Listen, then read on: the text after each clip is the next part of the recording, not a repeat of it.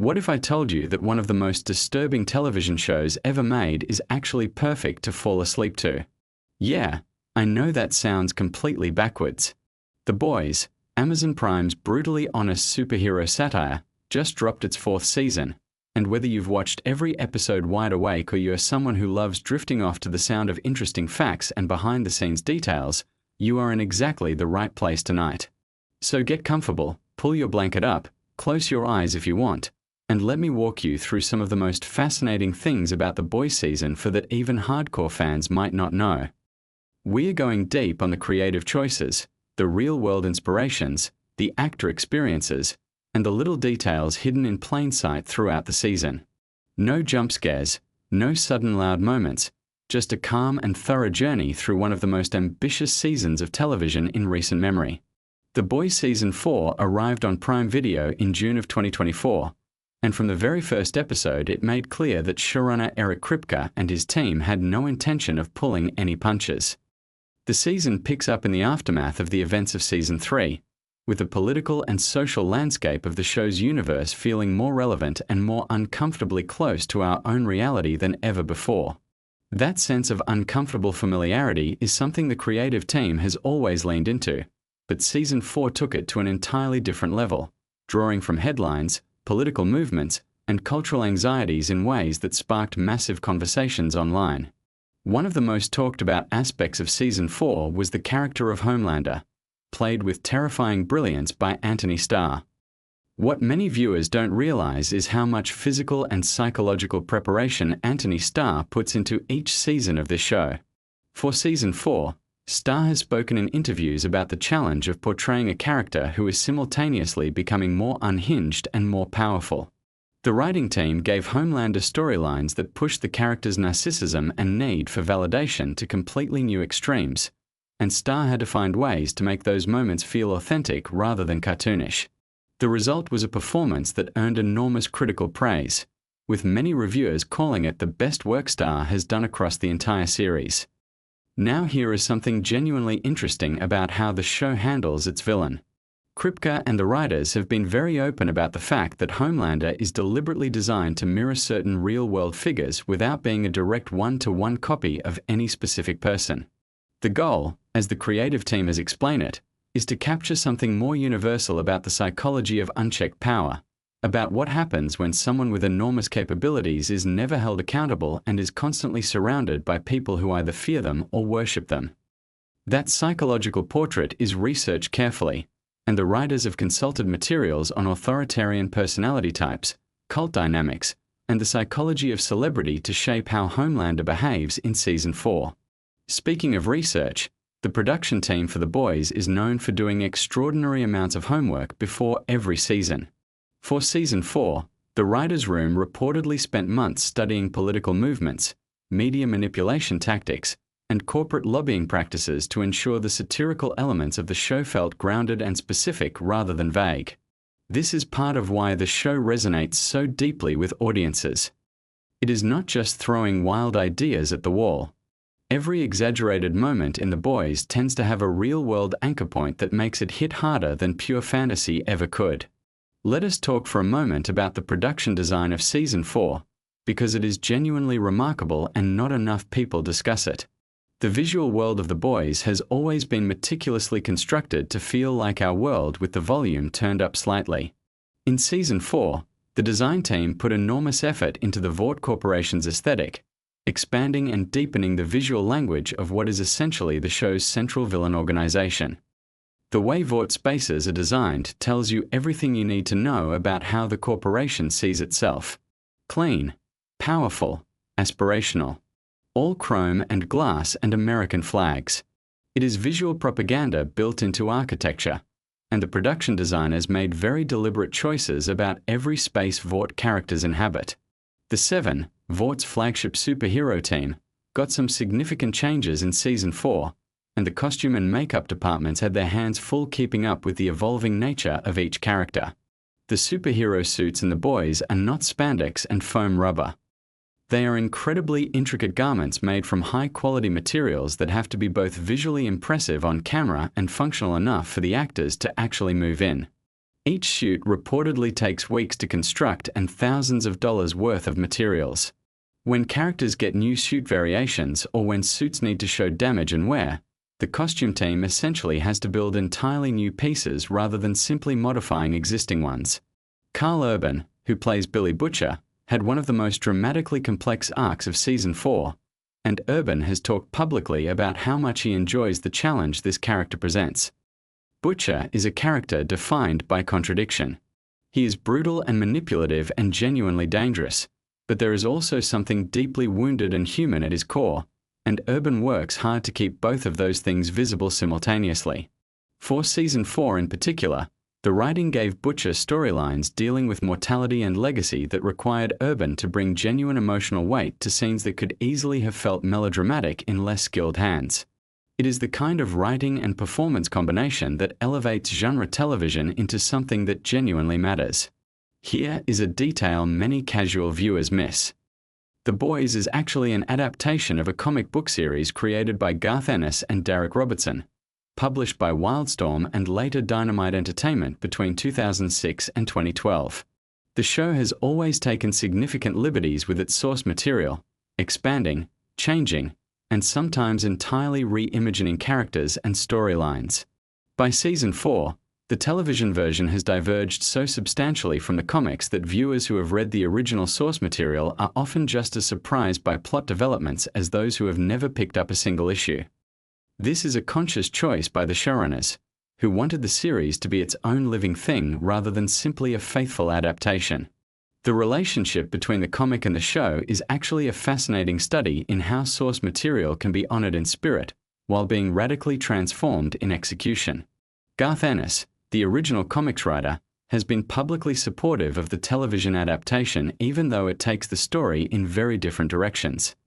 Part of what makes this interesting is that Ennis himself was writing a satirical critique of superhero culture, corporate power, and American exceptionalism back in the mid-2000s, and Kripke's team has found ways to update those themes for a very different cultural moment while keeping the core provocative energy of the original work intact. Now let us drift into something a little more technical and perhaps more soothing to think about. The visual effects work on The Boys Season 4 is staggering in its scale and ambition. This is a show that requires hundreds of individual visual effects shots per episode, everything from the relatively simple removal of wires and harnesses when actors appear to be flying, to extraordinarily complex sequences involving superpowers being used in violent and creative ways. The VFX team on The Boys has grown substantially with each season as the show's ambitions have expanded, and Season 4 reportedly had one of the largest visual effects budgets of any streaming show in 2024. One of the most technically challenging aspects of the visual effects work involves scenes where multiple super-powered characters interact with each other and with environments simultaneously. Coordinating those sequences requires incredibly detailed pre-visualization work, where the entire sequence is essentially mapped out in a rough digital format before filming even begins. This previs process can take weeks or even months for particularly complex sequences, and it involves close collaboration between the directors, the stunt coordinators, the VFX supervisors, and the actors themselves. By the time a major action sequence actually gets filmed, everyone involved has essentially rehearsed it dozens of times in various forms. Erin Moriarty, who plays Annie January, also known as Starlight, has one of the most nuanced roles in Season 4. Her character has been on an extraordinary journey across the series, moving from naive idealism to hard-won cynicism to something more complicated and interesting than either of those things. Moriarty has spoken about the responsibility she feels toward this character, particularly because Annie resonates so strongly with young women in the audience who see their own experiences with disillusionment and resilience reflected in her story. Season forgave Moriarty material that explored new dimensions of Annie's character, and she has been clear in interviews that the collaborative atmosphere on set is a significant part of what makes those performances possible. The ensemble cast of The Boys is one of its greatest strengths, and Season 4 made excellent use of the established chemistry between these performers. Shows that have been running for multiple seasons sometimes struggle to keep ensemble dynamics feeling fresh, but The Boys has consistently managed to find new combinations of characters to put in scenes together, which keeps the interpersonal dynamics from going stale. Some of the most compelling moments in Season 4 come from unexpected pairings of characters who do not often share screen time, and those moments tend to generate some of the most memorable performances of the season.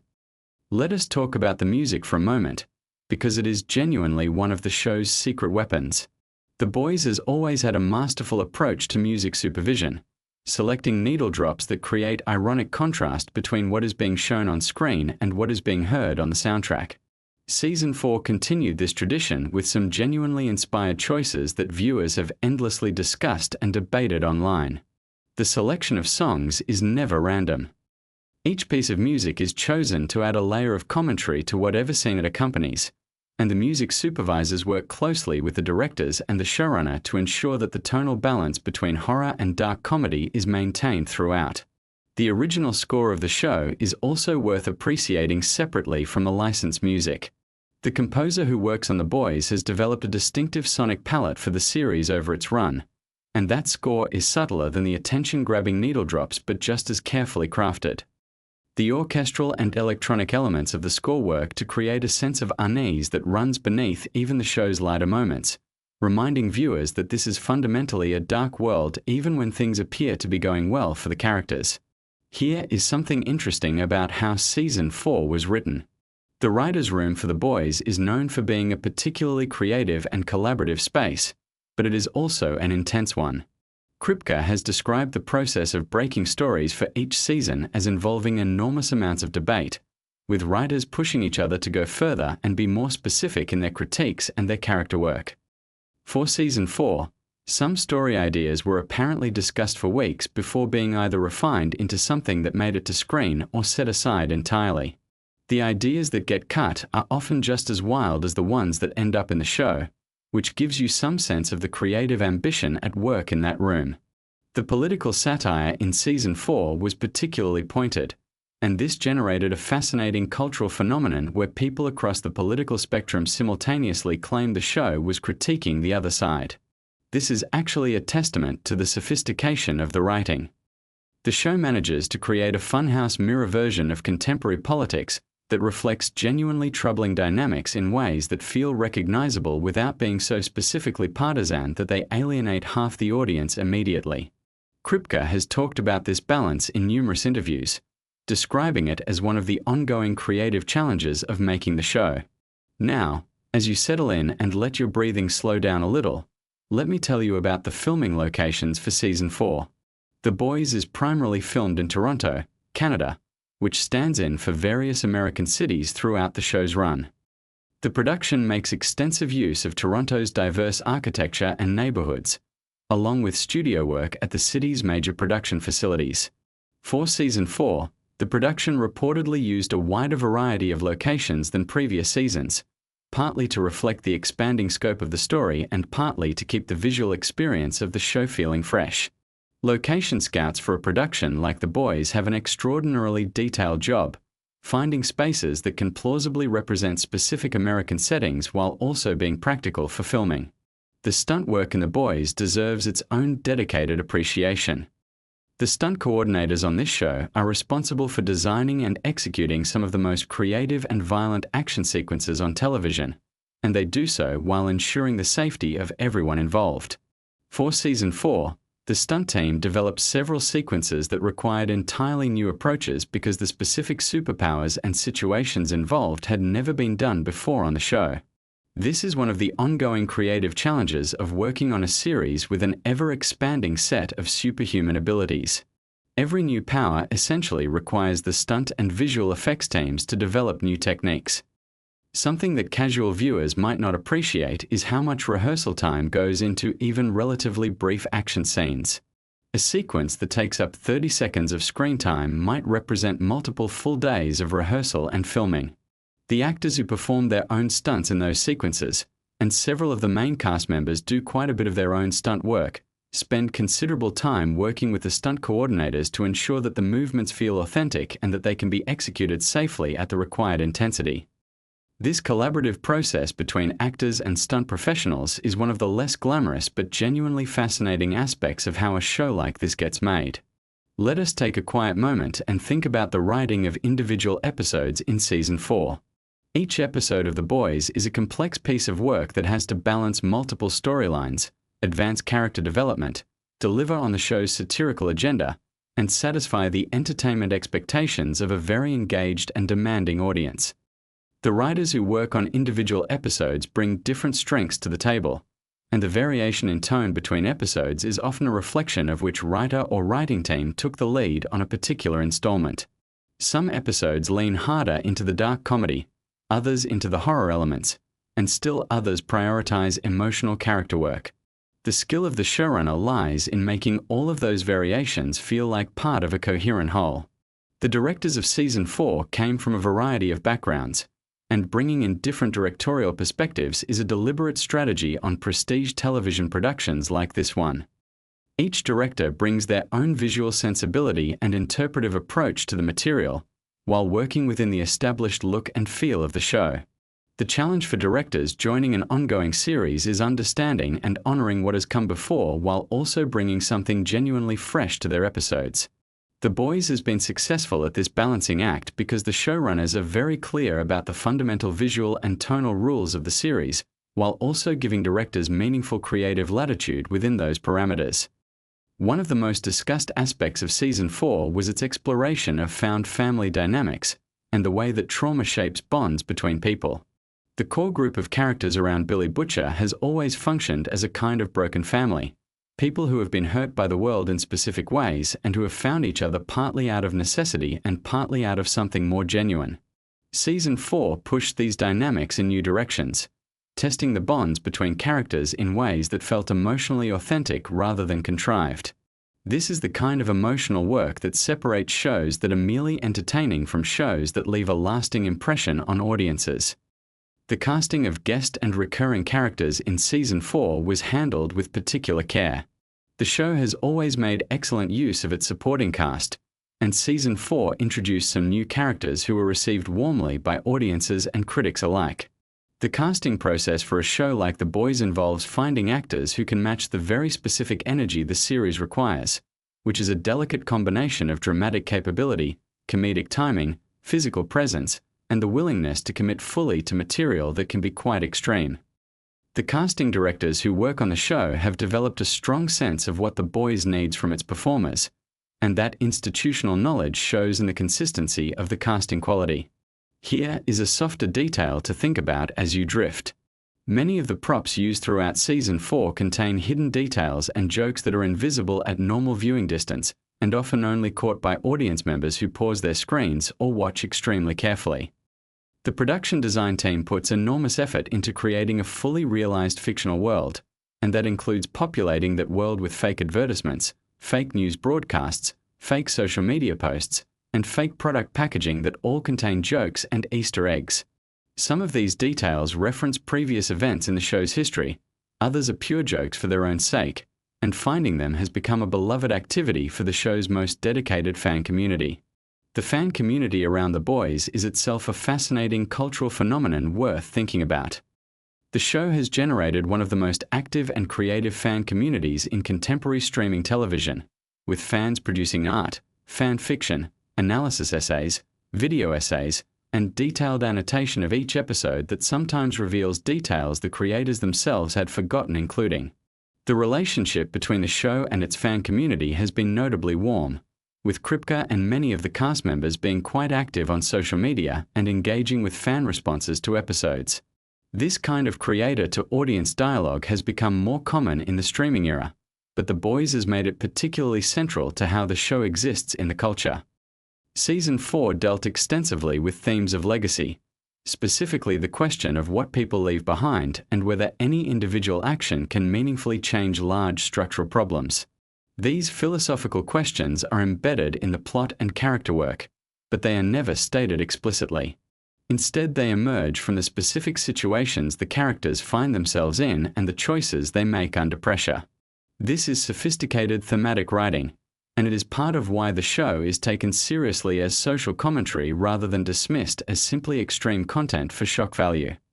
The balance between extreme content and genuine emotional depth is one of the defining creative achievements of The Boys as a series.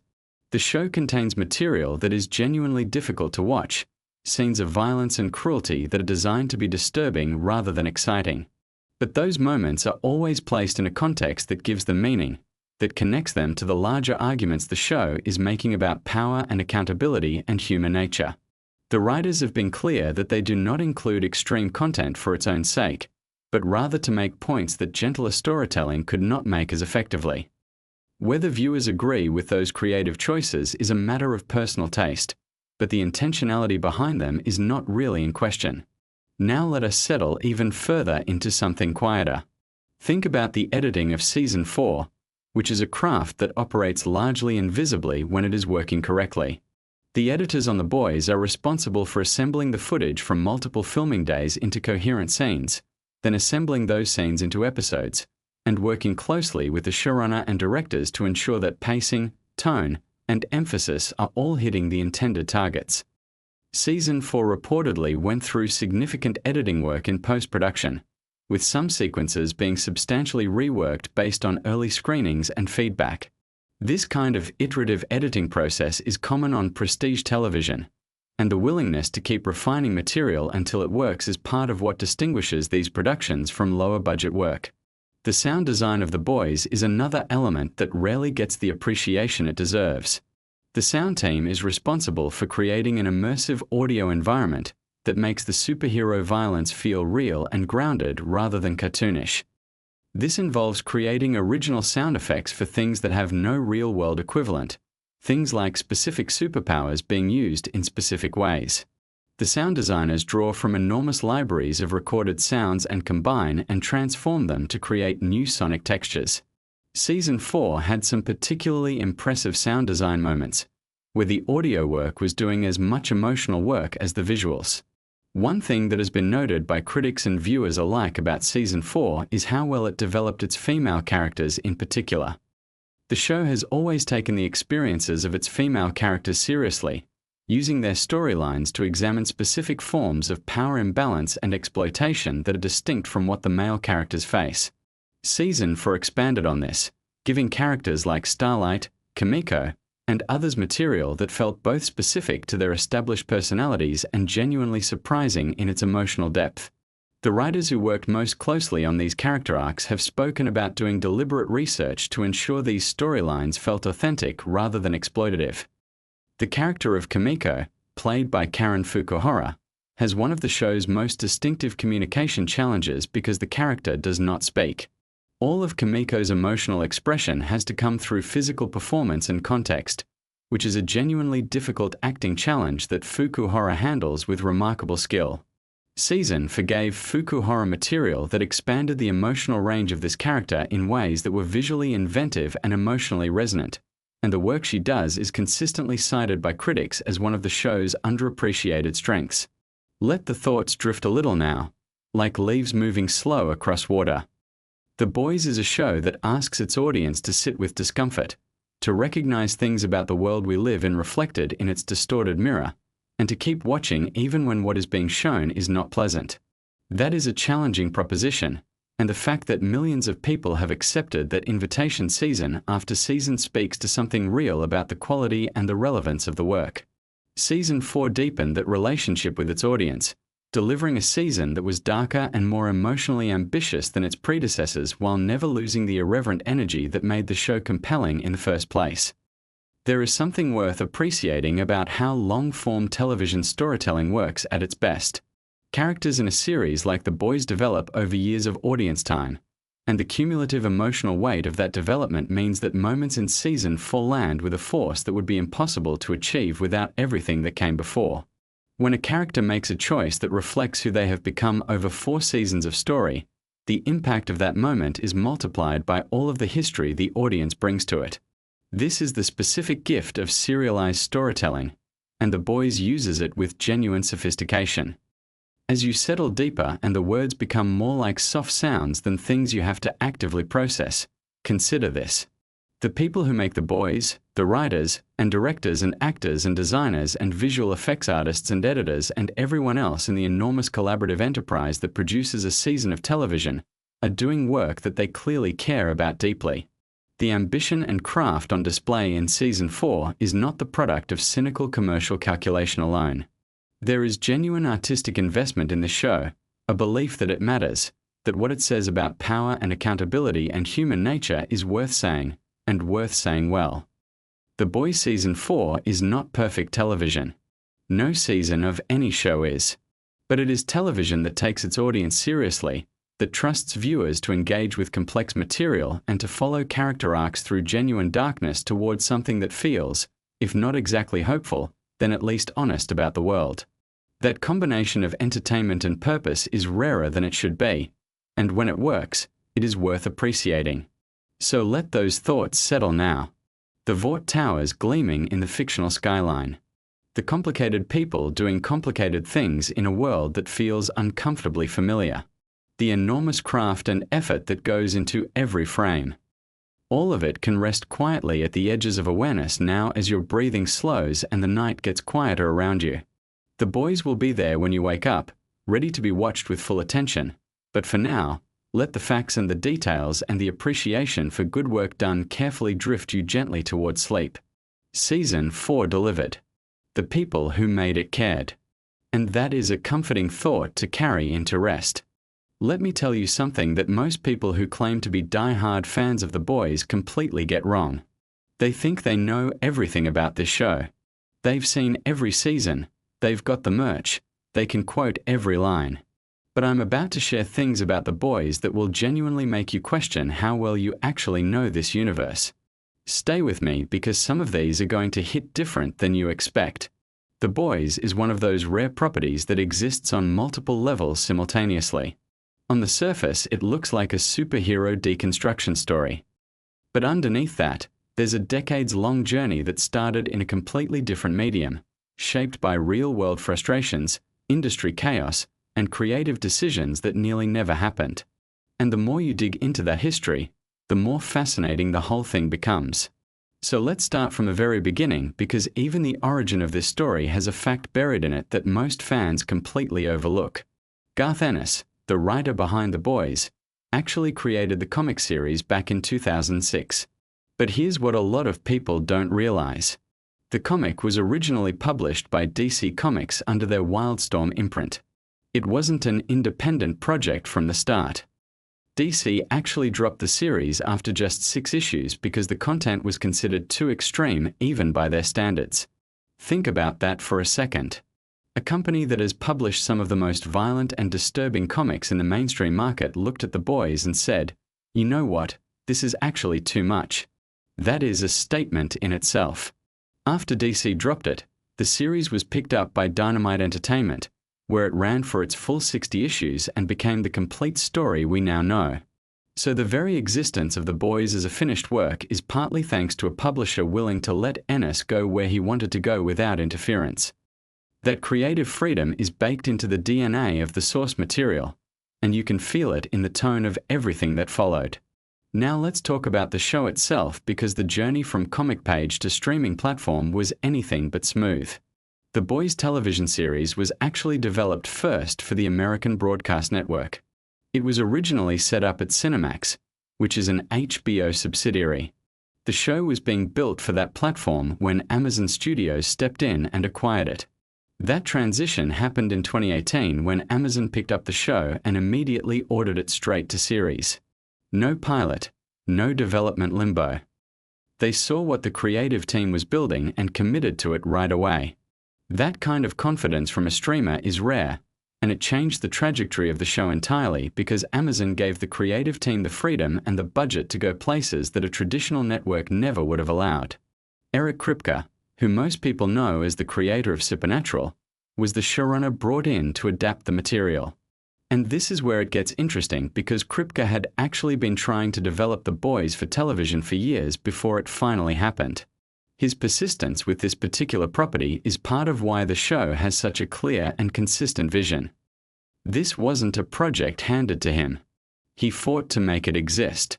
Let's talk about casting because there are some genuinely surprising stories here that most casual fans have never heard. Carl Urban, who plays Billy Butcher, one of the most iconic characters in the show, almost didn't take the role. According to what he has shared in interviews, he was initially uncertain about committing to a television series because he had primarily built his career in film. Urban had done major blockbuster franchises including Star Trek and Lord of the Rings.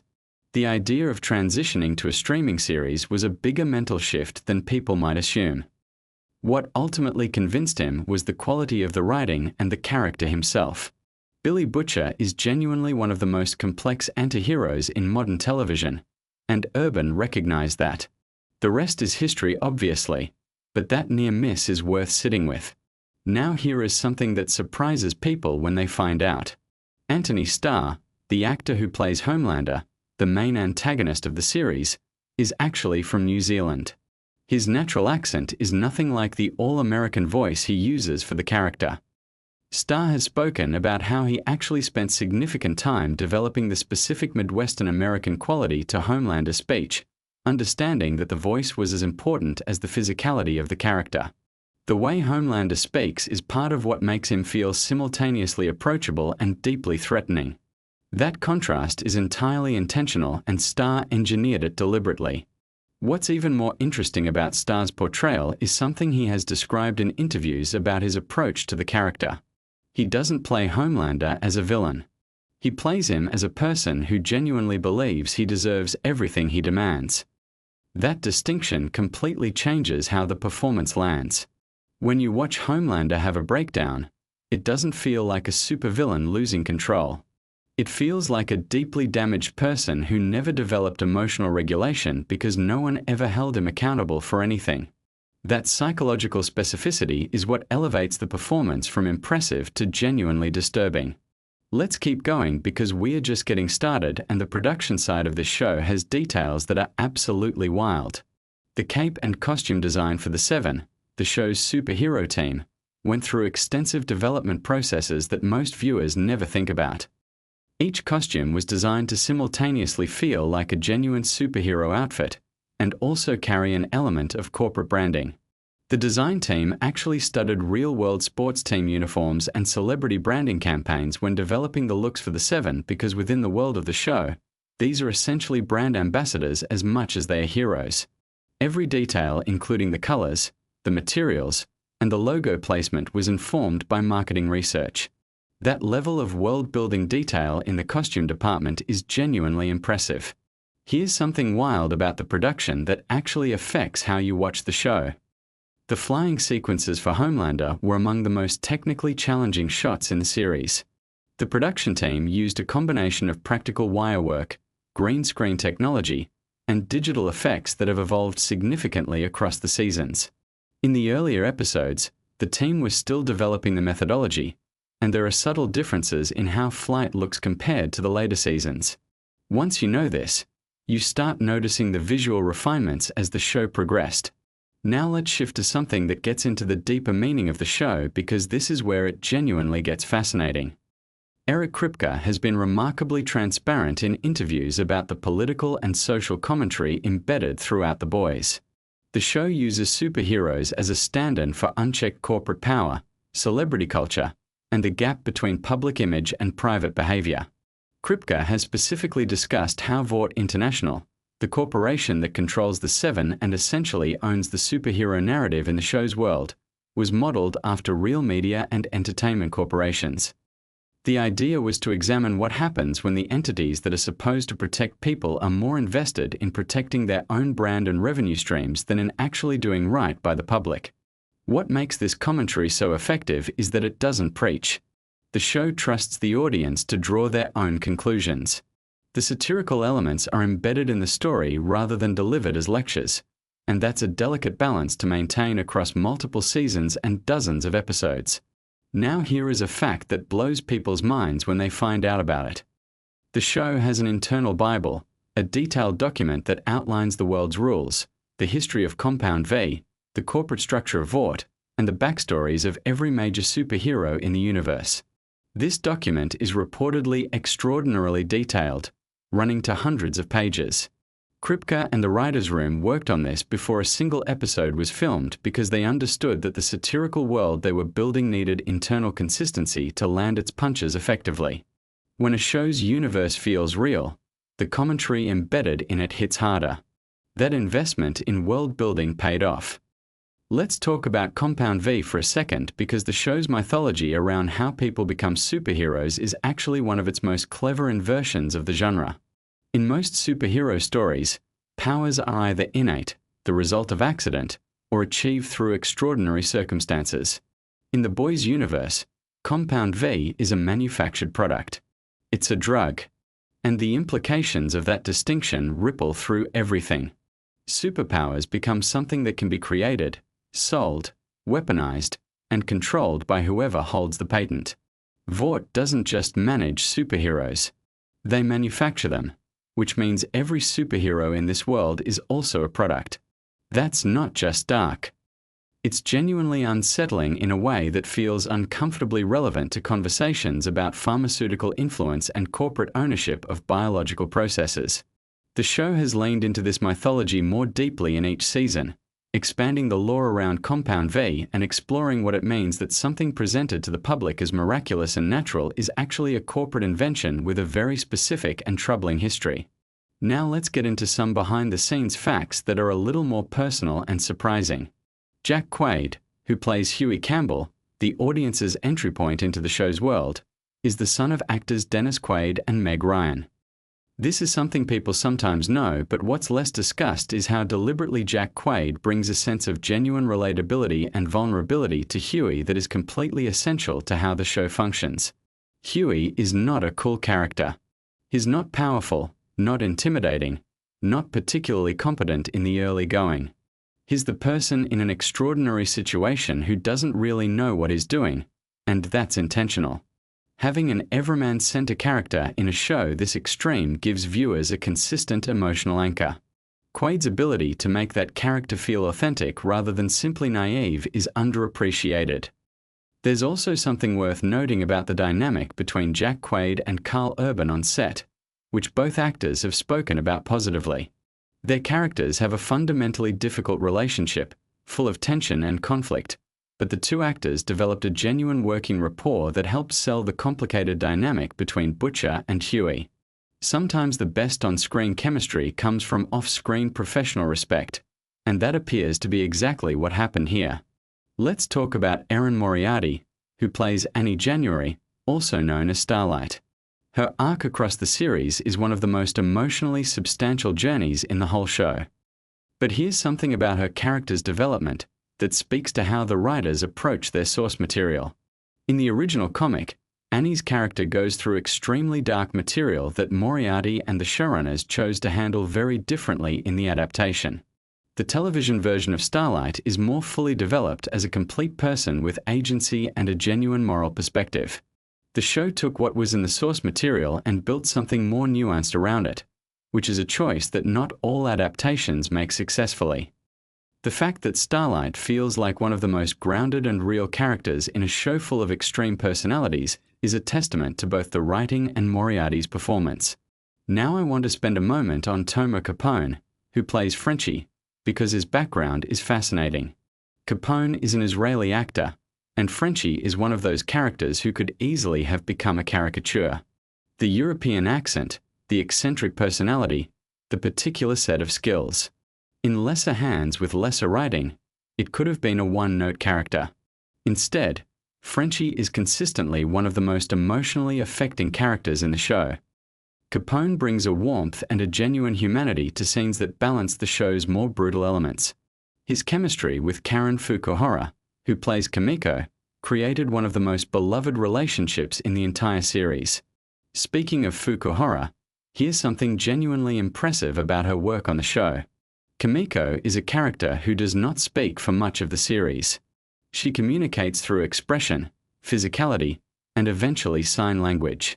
Playing a character without conventional dialogue is an extraordinary acting challenge, and Fukuhara makes Kamiko one of the most expressive and emotionally readable characters in the whole cast. That's not an accident. It reflects both her skill and deliberate choices about how to tell a story without words. Here's something about the show's music that most people haven't thought about. The soundtrack and score of The Boys is part of how the show weaponizes familiarity. Music you associate with comfort, patriotism, and heroism gets used in contexts that make those associations deeply uncomfortable. This is a deliberate strategy. When you hear something that sounds like an inspiring superhero theme underscoring something genuinely terrible, the cognitive dissonance creates a specific kind of unease that pure horror or drama can't achieve. The music team understood that they weren't just scoring scenes. They were participating in the show's satirical project. The show has also made extensive use of pop songs in ways that create jarring contrast. A bright, upbeat popular song playing over a scene of violence or corporate manipulation doesn't feel random. It feels like a comment on how culture packages darkness with palatable surfaces. Once you notice this pattern in the show, you can't stop noticing it. Let's get into some facts about the show's viewership and cultural impact because the numbers here are remarkable.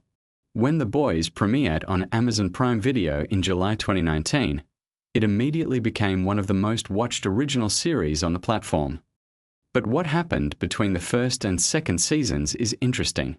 The gap between Season 1 and Season 2 saw the show's cultural footprint grow enormously, partly because audiences had time to discover it during streaming, share it with friends, and build the kind of word-of-mouth momentum that streaming shows often struggle to generate in real time. By the time Season 2 arrived, the show had become a genuine cultural phenomenon. The second season also benefited from the specific moment in which it landed. It arrived in late 2020, during an incredibly charged political and social period, and the show's themes about power, corruption, media manipulation, and the danger of charismatic authority felt almost uncomfortably timely. Kripke and the writers have talked about how they sometimes felt like they were writing satire and reality was trying to keep pace with them, which is not a comfortable position for a showrunner to be in. Now here is a fact about the show's production that speaks to the sheer scale of what they built. The show films primarily in Toronto, Canada, which stands in for the fictional Vought-controlled American city where much of the action takes place. The production design team does extraordinary work making Toronto look and feel like an American corporate environment, but there are subtle moments where the Canadian setting peeks through if you know what to look for. The production has spoken about this as both a practical challenge and a creative puzzle. Making a show that is fundamentally about American cultural pathologies while filming in Canada requires a specific kind of deliberate production design that the team has pulled off impressively well. Let's circle back to something deeper because I want to make sure we cover the aspects of this show that go beyond fun production trivia and get into why it actually matters. The Boys is genuinely unique in how it handles the question of power and accountability. Most superhero stories, even the ones that try to be dark or subversive, ultimately affirm the idea that there are good people in positions of extraordinary power and those good people will use that power responsibly. The Boys rejects this premise almost entirely. In the world of the show, the existence of unchecked power is itself the problem, regardless of who holds it. Even the most sympathetic characters in positions of power make choices that compromise their principles because the systems around them reward compromise and punish integrity. This is a genuinely radical position for a mainstream entertainment property to take and hold consistently across multiple seasons. It's one of the reasons the show generates the kind of passionate engagement it does. It's not just entertaining. It's making an argument. And whether you agree with that argument or not, the clarity of the show's moral vision is part of what makes it so compelling. Here is a behind-the-scenes fact that might genuinely surprise you. The showroom for The Boys apparently operates with an unusually open process for pitching story ideas. Writers at various levels of experience and seniority have reportedly been encouraged to bring their most extreme and unexpected ideas to the table, with the understanding that the show's premise creates space for almost any kind of social commentary if it's handled with craft. This kind of creative culture is relatively rare in television production, where hierarchy and creative gatekeeping are common. The result is a show that consistently surprises its audience because the writers themselves are encouraged to surprise each other. The spin-off series Gen V, which focuses on college-age superheroes in training at a Vought-funded university, came directly out of this creative expansion. The Boys universe is large enough and coherent enough internally that it could support an entirely separate show with its own tone and set of concerns. Gen V leaned more heavily into horror and the specific anxieties of younger generations navigating a world shaped by forces beyond their control, and it worked because the world-building foundation was solid enough to support it. Let me share something about how the show approaches its most extreme content, because this is actually important context that changes how you might think about certain scenes. The most graphic and disturbing moments in The Boys are not included for shock value alone. This is something Kripke has addressed directly. The show operates on a principle that extreme content has to carry thematic weight. When something viscerally uncomfortable happens on screen, it's supposed to make you feel something specific about power, about entitlement, about the ways institutions protect people who should face consequences. The discomfort is functional. It's designed to make you sit with something that polished storytelling would let you look away from. This doesn't mean every viewer will appreciate the approach. The show is genuinely not for everyone, and that's by design. But understanding that the most extreme moments are intentional and structured rather than random helps clarify what the show is actually doing. Here's a fact about Homelander specifically that I find endlessly fascinating. The character was deliberately designed to evoke a very specific type of American mythology. He looks like the idealized version of a patriotic hero, blonde, square-jawed, wearing the colors of the American flag. Everything about his visual presentation is designed to trigger associations with heroism, safety, and American exceptionalism. The show then systematically dismantles those associations by showing you who Homelander actually is beneath the image.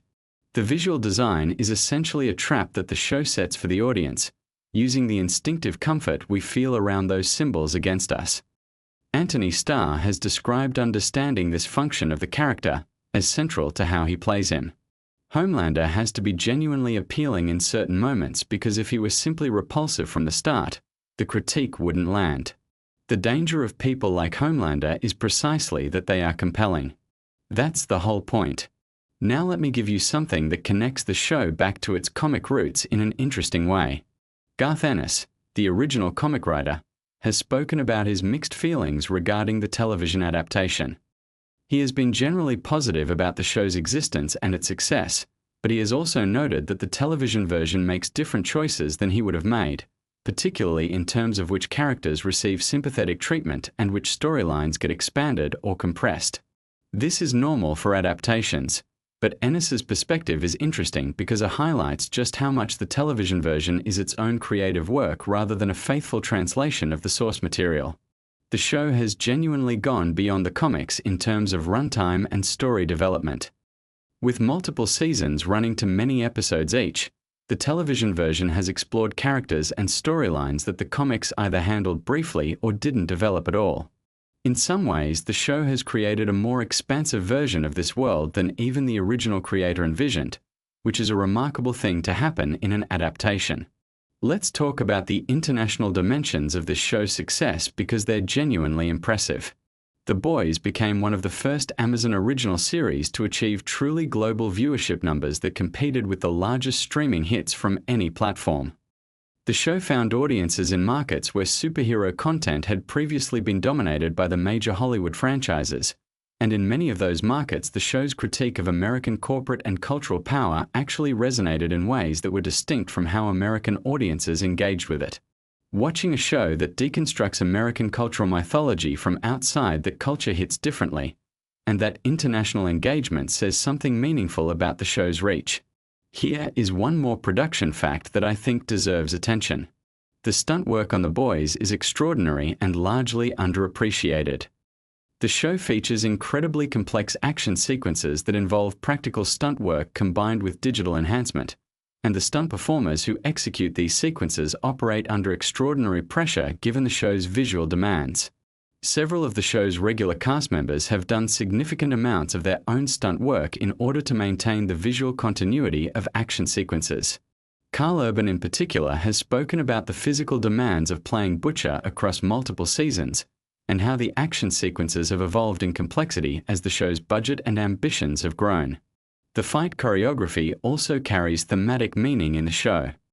The way the Boys fight compared to the way the Seven operate in combat reflects the power imbalance at the core of the show's premise. Normal humans against superhumans require completely different tactical approaches, and the choreography team developed a specific language for how each group fights that reinforces the show's underlying dynamics. Now here's something to consider as we come toward the end of this, and it connects everything we've been talking about. The Boys works because it takes its premise completely seriously. It doesn't wink at the audience. It doesn't soften its most uncomfortable implications. It commits to the internal logic of a world where corporate power has captured the function of heroism itself and asks what that world actually looks like for the people living in it. And the answer it gives is messy, painful, frequently darkly funny, and ultimately more honest than the polished fantasy of most superhero entertainment. The facts we've covered today, from the comic's troubled origins to the casting near misses, from the deliberate costume design to the thematic architecture of the score, from the political timing of the show's biggest seasons to the psychological specificity of the performances, all of these details point toward the same conclusion. The Boys is not an accident. Every element of it is the result of deliberate creative choices made by people who understood exactly what they were trying to do and fought to do it without compromise. That's what separates it from shows that simply try to be edgy or provocative. Edge without purpose is just noise. The Boys has always known what it's saying and why it needs to say it that way. That's why years after its premiere, it still generates conversation, debate, and passionate engagement from its audience. It earns that engagement by respecting the audience enough to never simplify its own argument. So the next time you watch an episode and something makes you deeply uncomfortable, sit with that feeling instead of immediately reaching for the remote. The discomfort is the point. The show is doing exactly what it set out to do. And knowing the history and intention behind it doesn't make it less impactful. It actually makes it more. If you've made it this far and there's a fact in here that genuinely surprised you or changed how you think about the show, drop it in the comments. I want to know which one hit different for you. And if you want more deep dives like this one into the shows and properties that actually have layers worth exploring, make sure you're subscribed because there is a lot more coming. See you in the next one. Look, I've been watching superhero content for years. I've sat through every Marvel phase, every DC reboot, every streaming disaster. But nothing, and I mean absolutely nothing, has grabbed me by the throat and refused to let go quite like The Boys. And here's the thing that keeps me up at night. Most people think they know this show. They've watched it. They've talked about it. They've argued about it online. But I promise you, by the time this video ends, you're going to realize you barely scratched the surface of what's actually going on beneath the layers of blood, satire, and absolute chaos that makes this show one of the most brilliant pieces of television ever created. So stay with me, because some of what I'm about to tell you is going to change how you watch every single episode again. Let's start with something that sounds simple but is actually one of the most deliberately crafted decisions the show has ever made. The name Vought International is not random. The creators drew inspiration from real defense contractors and entertainment conglomerates to build a company that feels disturbingly familiar. Vought is essentially a composite nightmare of every major corporation you've ever had a complicated relationship with. It sells the idea of superheroes the same way a fast food chain sells the idea of happiness. The product looks amazing in the marketing. The reality is something entirely different. And that deliberate parallel to modern corporate America is baked into every single logo placement, every press conference, every smile Homelander flashes for the cameras. Now here's where things get really interesting. Carl Urban, the man who plays Billy Butcher, one of the most beloved characters in the entire show, almost didn't take the role. He had serious reservations. Not because he didn't love the character, but because he wasn't sure the show could actually pull off what it was attempting to do. The source material, the original comic series written by Garth Ennis, is genuinely extreme. We are talking about content that makes even the most shocking moments in the show look like a warm-up. Urban needed to be convinced that the television adaptation would find the right balance between being genuinely provocative and being gratuitous for no reason. Once the showrunner Eric Kripke got him on the phone and laid out the vision, Urban was in. And if you've ever watched Urban in an interview talking about Butcher, you can see that he didn't just take a job. He took on an identity.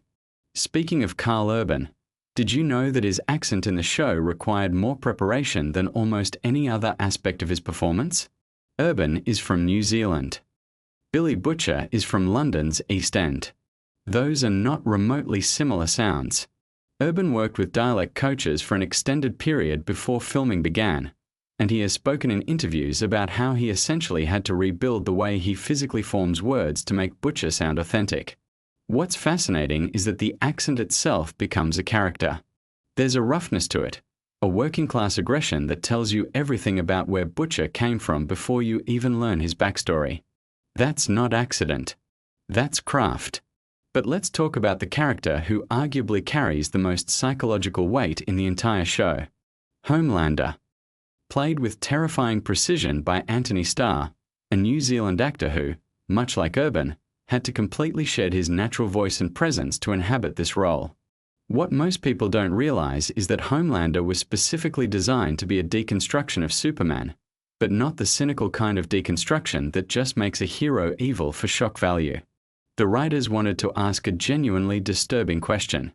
What would a person actually be like if they grew up with those abilities, in that kind of isolation, subjected to that kind of experimental pressure from birth, with no normal human development, no genuine love, no real sense of consequence?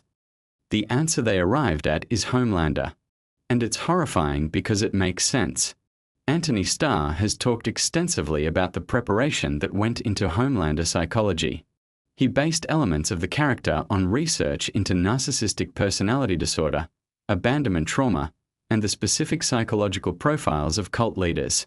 That smile that Homelander does, the one that sends chills down your spine even when he's supposed to be doing something heroic, that was developed intentionally. Starr described it as the smile of someone who has learned that smiling gets you what you want, but who doesn't actually feel what the smile is supposed to represent. It's a mask that occasionally slips. And when it slips, that's when you see what's underneath. And what's underneath is something that didn't get enough of the right things when it needed the most. Now let me tell you something that genuinely blew my mind when I first came across it. The show films primarily in Toronto, Canada, but the production design team works overtime to make it feel like various American cities. The reason Toronto is used is partly financial, because Canadian production incentives make large-scale television significantly cheaper to produce, but also because the city's architecture is versatile enough to double for multiple American locations with the right dressing. What's remarkable is how successfully this works. The Vought Tower, the streets, the neighborhoods, all of it has been built, dressed, and filtered to feel distinctly American in its visual language. It's a deliberate construction of a place that represents America without actually being America. Which, when you think about the show's themes around image versus reality, feels oddly appropriate. Let's get into the comic books for a second, because the relationship between the source material and the show is one of the most fascinating production stories in recent television history. Garth Ennis wrote the original boys comic series starting in 2006. He created it as a genuinely angry, frequently grotesque response to what he saw as the sanitization of superhero stories and the cultural moment of the mid-2000s. The comic does not hold back. In ways that would be essentially impossible to put directly on a streaming platform, it goes to places that are designed to make you uncomfortable on a fundamental level. When Amazon picked up the adaptation, the challenge was enormous. How do you take source material that operates at a kind of creative extreme and translate it into something that keeps the spirit, keeps the rage, keeps the satire, but also functions as prestige television that can reach a mainstream audience? Eric Kripke's answer was to treat the comic as a starting point rather than a blueprint. Significant characters were reconceived. Story arcs were restructured. Tonal adjustments were made that changed some aspects dramatically. And in many cases, the show actually deepens the ideas that the comic introduced by giving them more space to breathe and more contemporary cultural targets to aim at. The result is something that longtime comic readers often find surprising, not because the show is worse, but because it becomes its own thing with its own logic and its own distinct personality. One specific example that's worth mentioning is the character of Starlight, played by Erin Moriarty. In the comics, Starlight's arc is significant but differs in some important structural ways from what the show does with her. The television version of Starlight transforms into something much more central and much more emotionally resonant than her comic counterpart. She becomes the show's moral compass in a way that gives the audience someone to orient around, someone whose perspective shifts alongside theirs as the world of Vought is slowly revealed to be exactly as corrupt as the most cynical person in the room always suspected. Moriarty herself has spoken about how the character evolved significantly through the writing process, and that she had ongoing conversations with the writers about who Annie January really is beneath the superhero identity. Here's a detail that a lot of viewers miss entirely. The Seven, the elite superhero team at the center of the show, is deliberately structured to parallel the Justice League in ways that go beyond just the obvious Homelander and Superman comparison. Each member maps onto a DC icon in a way that then exposes something specific about that archetype. The Deep has elements that parallel Aquaman, complete with the complicated relationship to an underwater identity that the character is made to feel embarrassed about. Queen Maeve has Wonder Woman energy, a warrior with ancient strength who has been so thoroughly compromised by corporate machinery that she can barely remember who she was before Vought got their hands on her. A-Train has a Flash parallel, a speedster whose entire identity has been consumed by the performance of being a speedster, to the point where the performance and the person have become almost indistinguishable.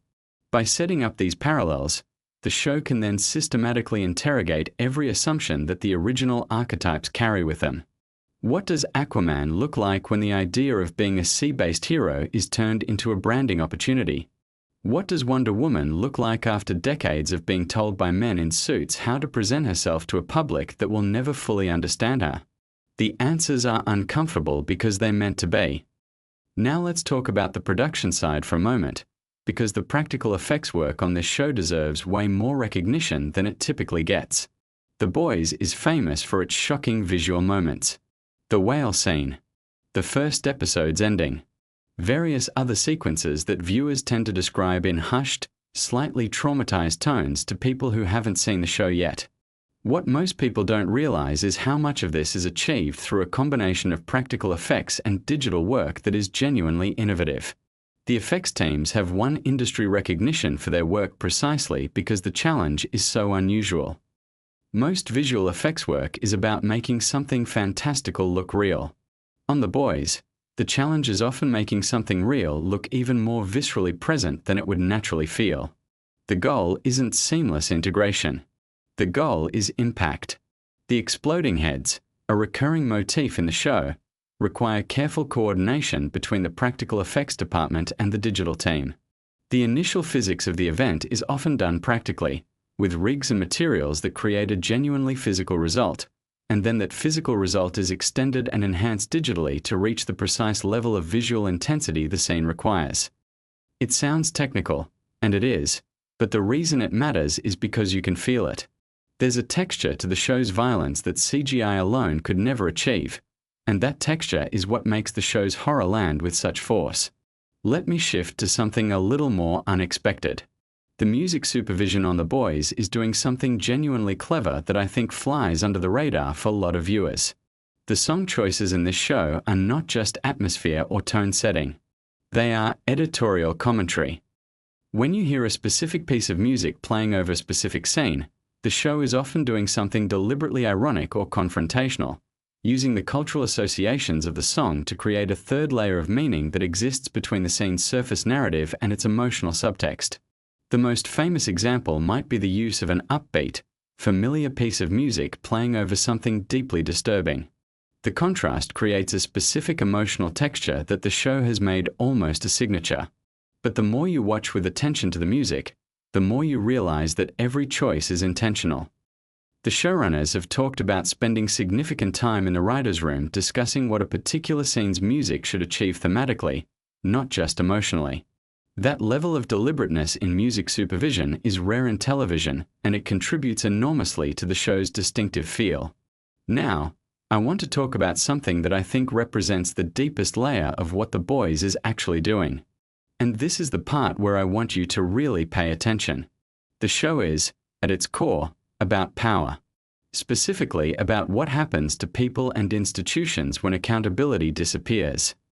The superheroes in the world of The Boys operate with impunity not because they're evil by nature, but because the system that surrounds them has been designed to protect them from consequences. Vought doesn't just sell heroes. Vought manufactures the conditions under which heroes can do whatever they want and never face a reckoning. Sound familiar? What Kripke and his writers' room have consistently done across the show's run is update their satirical targets to reflect the specific moment in which each season was being produced and released. The show has addressed media manipulation, social media culture, the celebrity industrial complex, political extremism, corporate immunity, and the way that charisma can be weaponized against populations who are desperate for someone to believe in. These aren't background elements. They're the actual subject matter that the superhero aesthetic is being used to examine. In interviews, Kripke has been remarkably transparent about the fact that the show is political by design, not by accident. He has specifically discussed wanting to create content that could cut through the noise of an extremely saturated media environment by being so viscerally entertaining that viewers would engage with ideas they might otherwise avoid. The superheroes are the delivery mechanism. The ideas are the payload. Here's something about the casting process that I find endlessly fascinating. Jack Quaid, who plays Huey Campbell, the closest thing the show has to a traditional audience surrogate and everyman protagonist, was cast in part because of a quality the producers identified as essential and genuinely rare. He reads as genuinely decent. In a show populated by characters who are compromised, damaged, corrupted, or operating in moral grey zones of varying density, Huey needs to function as the viewer's point of entry. He can't be too naive or he's annoying. He can't be too savvy or he loses the quality that makes him sympathetic. Quaid threads this needle in a way that even the writers have described as unexpectedly precise. What's interesting is that Quaid comes from significant entertainment industry family background, being the son of two well-known actors, and yet his interpretation of Huey is so grounded and specific that it never feels like a legacy casting choice. He did something distinct with the character. There's a quality of performance in Quaid's work that suggests genuine investment in who Huey is as a person, and that investment pays off across the arc of the series in ways that become increasingly clear as Huey is put through more and more pressure. Let me tell you about a behind-the-scenes element that surprised me when I first learned about it. The writer's room for The Boys is unusually large and unusually diverse in its composition compared to typical cable or streaming dramas. Kripke has made specific choices about who is in that room and what range of perspectives and experiences those writers bring. This has a direct impact on the show's content in ways you might not expect. The storylines that deal with race, with gender, with sexuality, with class, are not being written from a single homogeneous perspective and then polished. They're being generated and challenged by a room full of people who have different stakes in those conversations. The result is that the show's political commentary, even when it's provocative or uncomfortable, tends to have a specificity and an accountability to it that pure satire sometimes lacks. Now let's go somewhere that I think is genuinely surprising for most viewers. The relationship between The Boys and professional wrestling is something that the creative team has acknowledged, and that is built into the show's DNA in ways that aren't immediately obvious. Professional wrestling, at its core, is about characters who are presented as real performing narratives that everyone knows are constructed, while both the performers and the audience participate in a collective agreement to engage with those narratives as if they're genuine. This is called kayfabe, and it is exactly what Vought does with superheroes. The superheroes are performing characters. The public knows on some level that they're being sold something. And yet the emotional investment is real because the need that the performance fulfills is real. Homelandish rallies have the energy of wrestling heels working a crowd. The crowd knows they're being played, but the feeling they get from the playing is genuine, and that genuine feeling is the actual product being sold. This parallel between superhero culture and professional wrestling is something the show has leaned into increasingly, and it explains a lot about why Homelander's relationship with his fan base feels so eerily familiar. Here's another production detail that's worth knowing about. Filming the Homelander laser eye sequences requires an extraordinary amount of practical on-set work that then gets enhanced in post-production. Anthony Starr has to perform in very specific physical ways with specific eye directions and facial tensions to create the base footage that the effects team can then work with.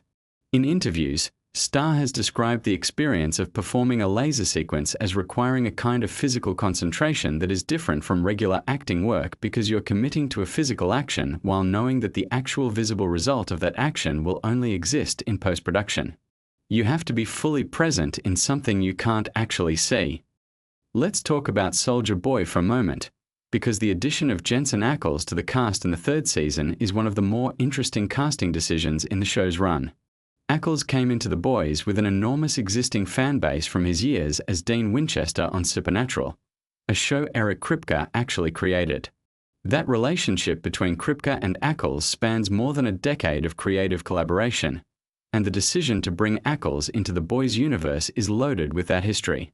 Kripke has been clear in interviews that he wanted Ackles specifically and wrote the role of Soldier Boy with that casting in mind. What's interesting about Soldier Boy as a character is that he functions as a deconstructed version of the classic American hero archetype, specifically the World War II era heroism mythology that American culture has used to construct a specific self-image. Soldier Boy is what happens when the mythology of American greatness is stripped down to its actual human components, and you have to reckon with what's actually there. Ackles' performance brings a quality that's essential to making this work. There's a genuine star presence to him, a physical confidence and charisma that makes it credible that this person could have been a symbol. And then the show systematically reveals the gap between the symbol and the reality. It's classic Boys territory, but executed with particular effectiveness because the casting itself does part of the thematic work. I want to circle back to something about Homelander that I think is the most psychologically interesting aspect of the entire show.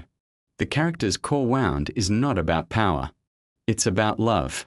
Specifically, the absence of it during the developmental period when human beings are most vulnerable to its absence. Homelander was raised in a laboratory. The people who had authority over him treated him as an asset rather than a child. He was never taught to attach to other people in a healthy way because the environment he was raised in did not permit healthy attachment. The result is a being with the power of a god and the emotional architecture of someone who never learned how to be safe. This is why Homelander's rages look the way they do. They don't look like the calculated evil of a villain who has chosen a path. They look like the eruptions of someone who has never had the internal resources to regulate the size of what they feel. When Homelander destroys something, there's a quality to it that reads as terrifyingly childlike. Not innocent. The opposite of innocent. But childlike in the sense that the proportion between the stimulus and the response belongs to someone who was never given the tools to close that gap. Anthony Starr and the writers have described working through this psychology in granular detail, specifically because they wanted Homelander to be frightening in a way that was also comprehensible. Not sympathetic necessarily, but comprehensible. Because a villain who is purely and simply evil is not as frightening as a villain whose damage you can trace back to a source. One more production element that I think is really worth highlighting. The show's costume design is doing constant visual storytelling that functions completely independently of the dialogue and the action. Every superhero costume is designed as a statement about who that character is presenting themselves to be and what that presentation is concealing. Homelander's suit is the most obvious example. Its American flags and primary colors and the visual language of classical superhero design, and it sits on a man whose interior reality is the opposite of everything those design choices are supposed to represent. The costume is a lie, and it's designed to read as one once you know the character, while still being designed to read as the real thing to the crowd. The boys' look, the working class, lived-in, practical aesthetic of their clothing and their environment, is equally deliberate. They wear what people wear when they're not performing anything, when they're just surviving. The contrast between the visual register of the superheroes and the visual register of the boys themselves is a constant silent argument the show is making about authenticity and performance. Let me give you something you can take away from this video and use the next time you're watching the show. When you watch a scene involving Homelander and a crowd of supporters, pay attention to where his eyes go when the crowd responds to something he's said.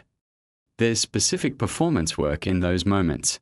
Starr has talked about playing Homelander's reaction to crowd approval as the closest thing the character ever gets to feeling genuinely fed. Not happy. Federation. Like the love of the crowd is a substance that fills something in him temporarily without ever actually nourishing him. And if you watch for that specific quality in those moments, you'll see it. It changes how the rallies feel. They stop being scenes of power and become scenes of hunger. That recontextualization is available throughout the show once you know where to look. The Boys rewards close attention in a way that a lot of action-oriented content doesn't bother to earn. The surface level is extremely entertaining on its own terms. But underneath that surface is a show that has done the work of a genuinely serious piece of culture, one that has something real and uncomfortable to say about the world that made it. Now here's something that I think is genuinely underappreciated when people talk about the show's legacy. The Boys arrived at a specific cultural moment. Superhero content had reached a kind of total market saturation. Every major studio had a shared universe. Every streaming service was developing cape content. The genre had become so dominant that it was starting to collapse under its own weight, with audiences showing early signs of fatigue in a way that the studios were struggling to acknowledge. Into that moment came a show that was not anti-superhero in the simple sense of just replacing good guys with bad guys. It was something more surgically precise than that. It was a show that identified the specific psychological needs that superhero stories fulfill in their audience, and then asked what happens when those needs are exploited rather than genuinely met. That question landed because it was the right question at the right time. And it landed in a way that didn't alienate the audience who loved superheroes. It landed in a way that made that audience think more clearly about what they were loving and why. That's a difficult creative trick to pull off, and the show pulls it off consistently across its run. The show's commercial success, which has been significant, is itself a kind of argument the show is making. It became one of the most watched properties on its platform. It generated enormous cultural conversation. It spawned spin-off content. All of this happened because it was doing something that the content it was criticizing had stopped doing, which was treating its audience as intelligent adults who deserved to have genuinely challenging ideas delivered to them inside genuinely entertaining packaging. And that, ultimately, might be the most interesting fact about The Boys. Not any specific behind-the-scenes detail, not any specific performance choice, not any specific production decision, though all of those are fascinating and worth knowing. The most interesting fact is that it exists at all. That a show this angry, this political, this willing to be genuinely offensive in service of genuine ideas, found an audience of millions. That it became mainstream without becoming safe. That it influenced how the industry thinks about superhero content at exactly the moment when that influence was needed. If you've been watching this show and you've enjoyed it without fully understanding why it hits differently than everything else in the genre, I hope this video gave you some of what you were looking for. The craft is visible once you know where to look. The intentions are accessible once someone points you toward them. And the experience of going back and watching with all of this in your head is something I genuinely recommend. Because there's a version of watching The Boys where you're just along for the ride, and the ride is genuinely excellent. But there's another version where you're watching a group of extraordinarily talented people who are angry about real things using the most entertaining possible vehicle to say those things as loudly as they can. That version is better. Drop in the comments which facts surprised you the most. And if you want more deep dives into the shows and films that are doing things that deserve more attention and more analysis, hit that subscribe button because this channel is exactly that.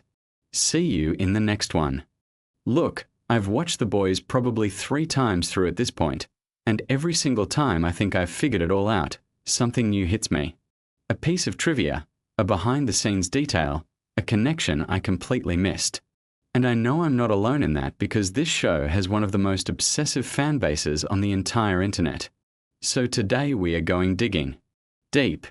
We are going places the subreddits haven't fully explored, pulling back the curtain on production secrets, character decisions, wild real-world inspirations, and details so small they had to be intentional.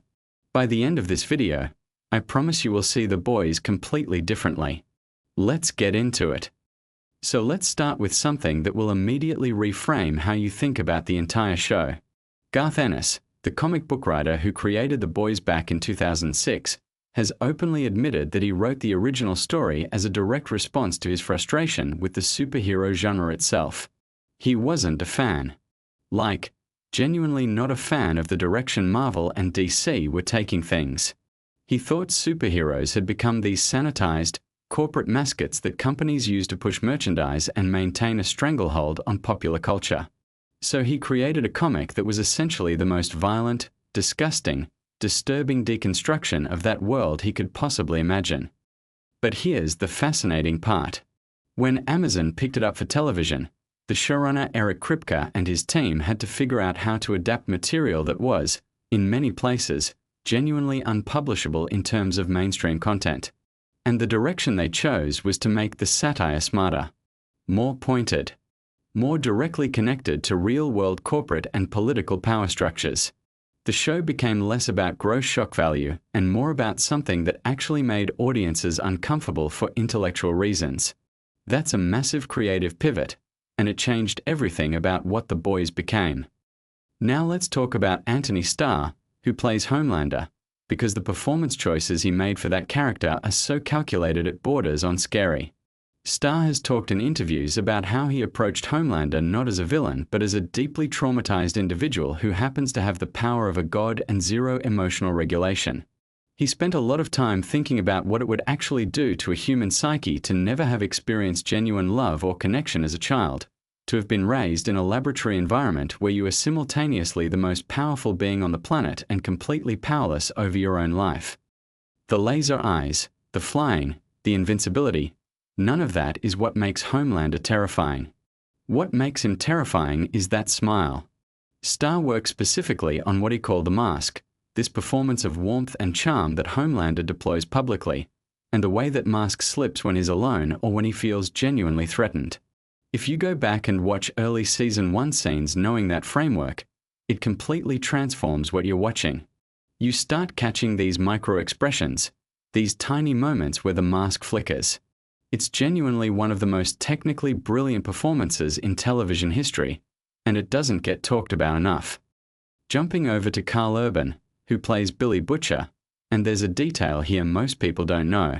Urban is from New Zealand, and Butcher is written as a British character, specifically from London. Urban has a natural New Zealand accent, which is nothing like a London working-class accent. The preparation he put into that accent was extensive, and Urban has said that the voice, the way Butcher speaks, became the key to unlocking the entire character for him. The accent wasn't just cosmetic. It was psychological. Because when you adopt a completely different voice, a different rhythm of speaking, a different way of landing words, you actually start thinking differently. Urban described it as finding a character from the outside in, which is the opposite of how most actors approach a role. Most people find the internal emotional truth first and let the external details follow.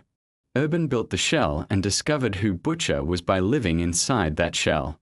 And honestly, it works. There's never a moment where Butcher feels like Carl Urban playing dress-up. He feels like a completely real, completely separate human being.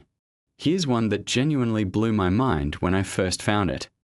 The character of A-Train, who is the seventh speedster and who the show uses to explore themes of racial inequality, celebrity, and exploitation, was actually developed with a very specific real-world parallel in mind.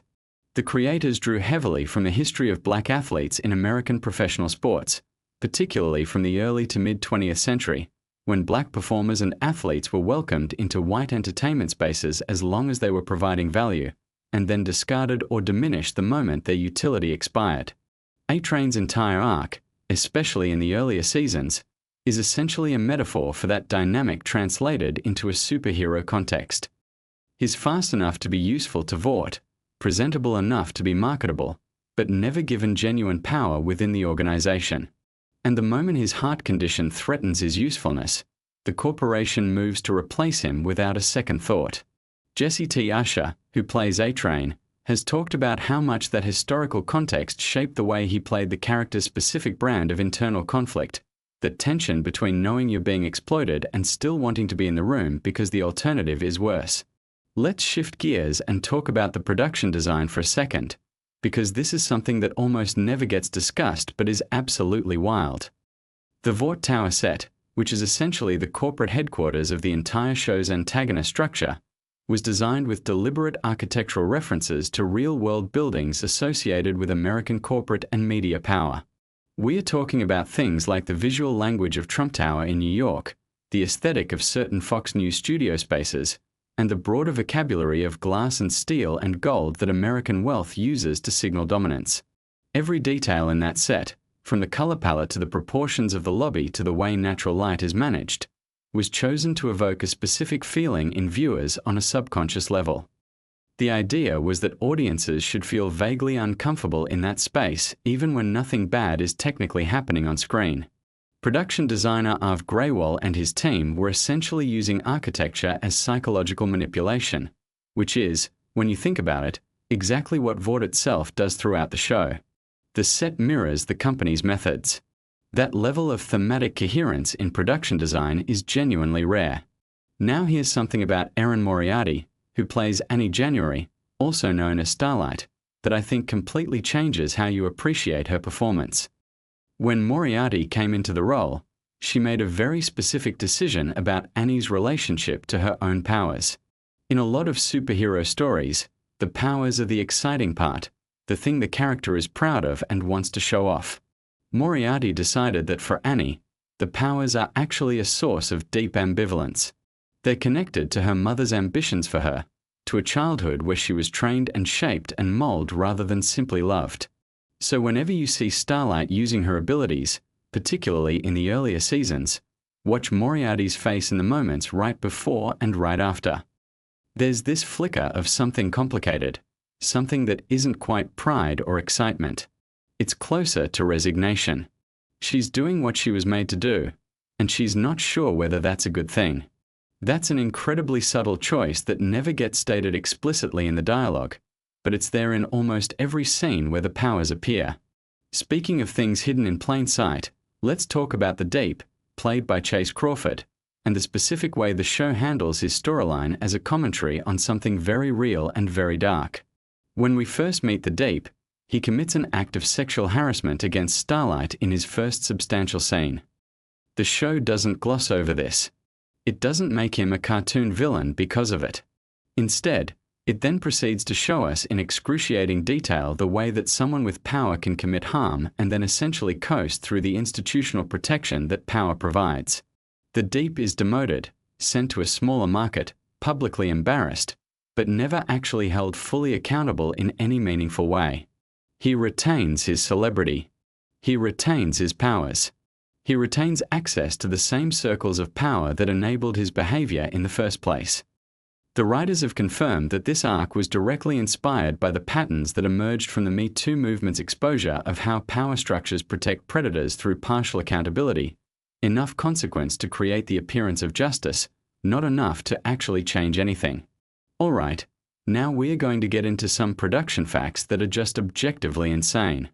The show films primarily in Toronto, Canada, which means that the version of America you see in The Boys is actually built from scratch on Canadian soil. The attention to detail required to make Toronto feel like it could be anywhere in the United States is genuinely staggering. We're talking about extensive set dressing, prop work, and location scouting to find the right buildings and streets and spaces. But there's a layer to this that's almost poetically fitting.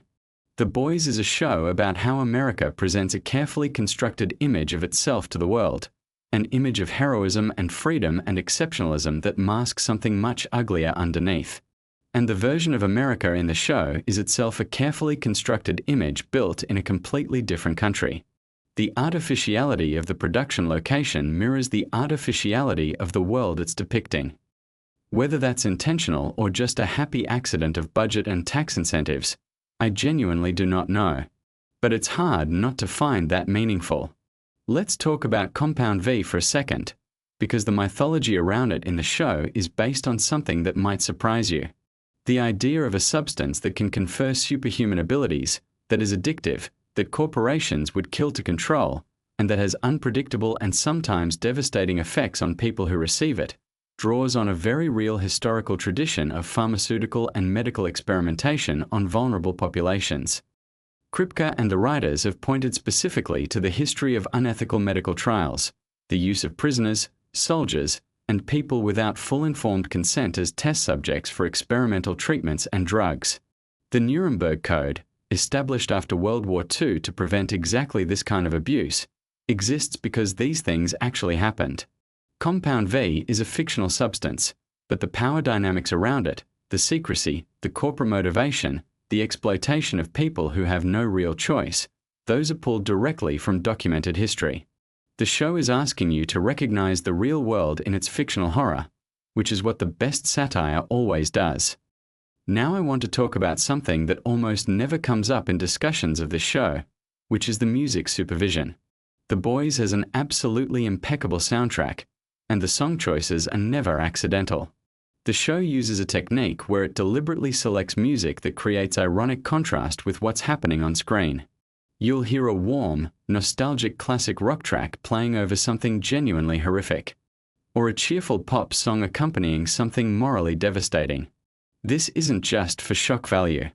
It's designed to replicate the experience of consuming corporate media. Think about it. When you watch a feel-good advertisement for a massive corporation, the music is warm and human and emotional. It's designed to make you associate positive feelings with the brand, regardless of what that corporation might actually be doing. The Boys uses that same trick but inverts your awareness of it. You're hearing the manipulation as it happens and recognizing it, which is the entire point of the show.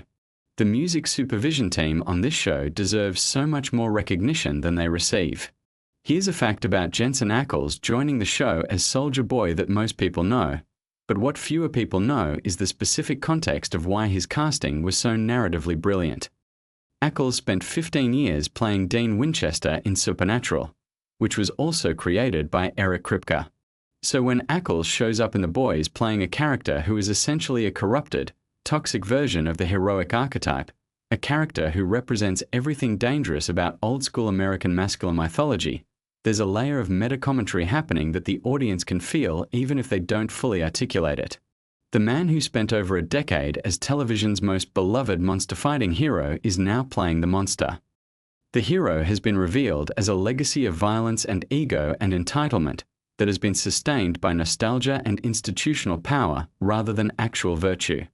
Kripke has been pretty coy about how intentional this casting choice was in terms of that meta layer, but it's hard to believe it wasn't at least part of the conversation. Let's switch to something about the show's approach to religion, because this is an area where the writing is actually a lot more sophisticated than it gets credit for. The Boys doesn't simply mock religion. That would be easy and cheap. What it actually does is examine the relationship between genuine faith and institutional power. Many of the show's characters who have sincere religious beliefs, like Annie at the beginning of her arc, are depicted with real empathy. Their faith is shown as authentic and meaningful. What the show skewers is not belief itself, but the way that organized religious institutions and corporate entities co-opt the language and aesthetics of faith to consolidate power and control populations. Vought doesn't hate religion. Vought loves religion because religion is an existing system for generating loyalty and compliance, and Vought is very good at plugging into existing systems. That distinction between faith as a genuine human experience and religion as a corporate tool is one of the most intellectually honest things about a show that is otherwise extremely comfortable being over the top.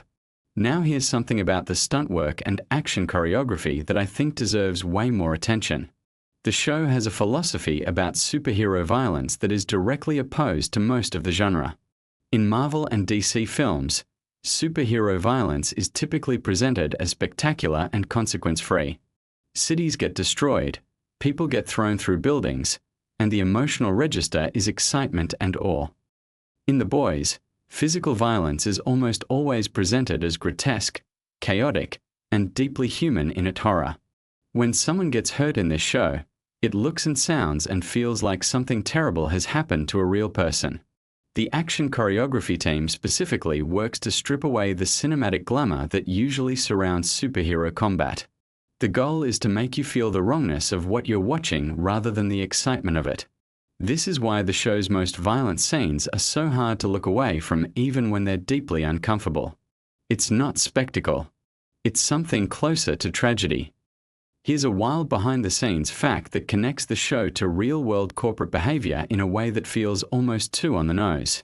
During the production of one of the seasons, Amazon, which is of course the streaming platform that produces The Boys, a show that is fundamentally a critique of massive corporate power and the way corporations exploit people, was simultaneously being criticized for its own labor practices and working conditions for warehouse employees. The fact that a show this pointed in its corporate satire is produced by and generates profit for one of the world's most powerful corporations was not lost on Kripke, who has made somewhat joking but also not entirely joking comments about the irony. He's referred to the boys as being like a band that gets to play the most rebellious punk music possible on the biggest stage in the world, which is either an amazing creative situation or a profound example of exactly the kind of co-optation the show is criticizing. Possibly both simultaneously.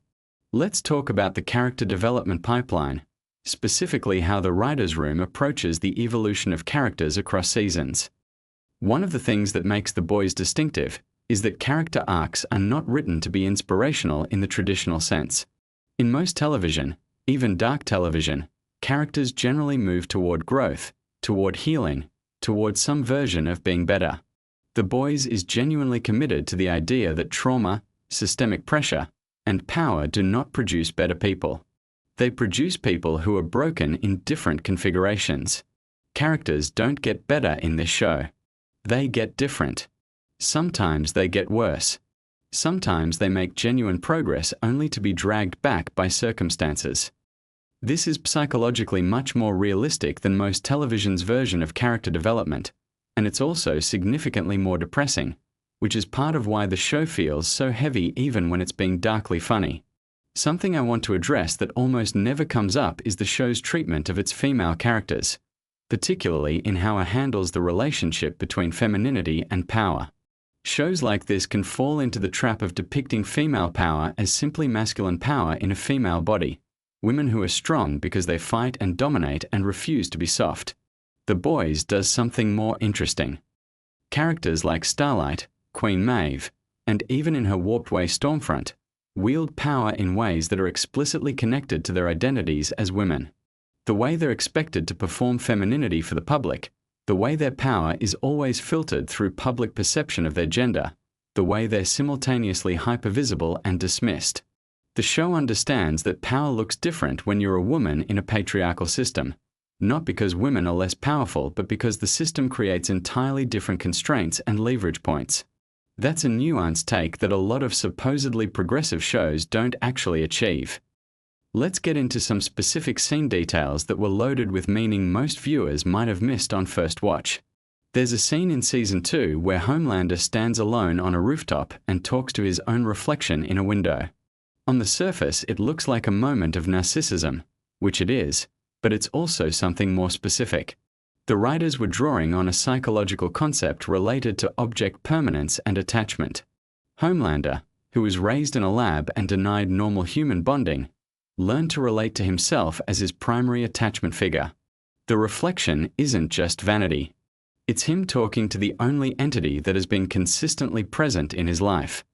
That's a deeply sad read on what superficially appears to be a menacing and self-absorbed moment, and the show gives you just enough to put it together if you're paying attention, but never explains it for you, which is the right call. Here's something about the show's writer's room that fundamentally shaped what The Boys became as a piece of storytelling.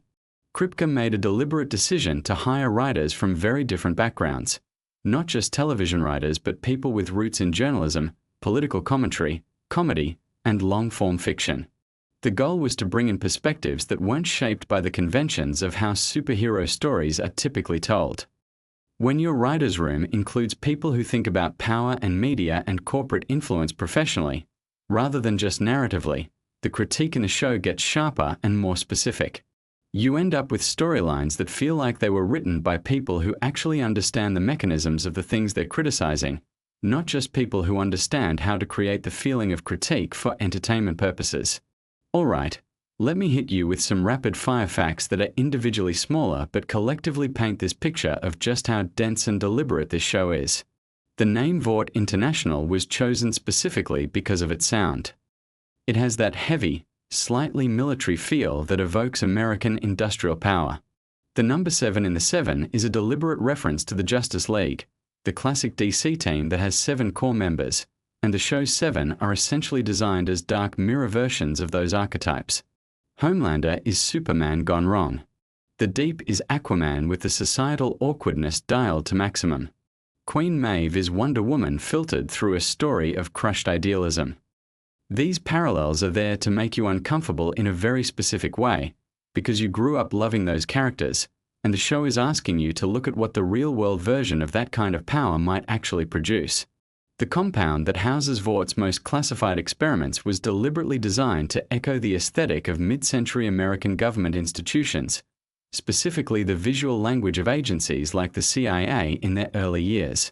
The architecture of secrecy, the fluorescent lighting, the beige hallways, the bureaucratic mundanity of evil. The show understands that the most frightening things don't look frightening. They look like offices.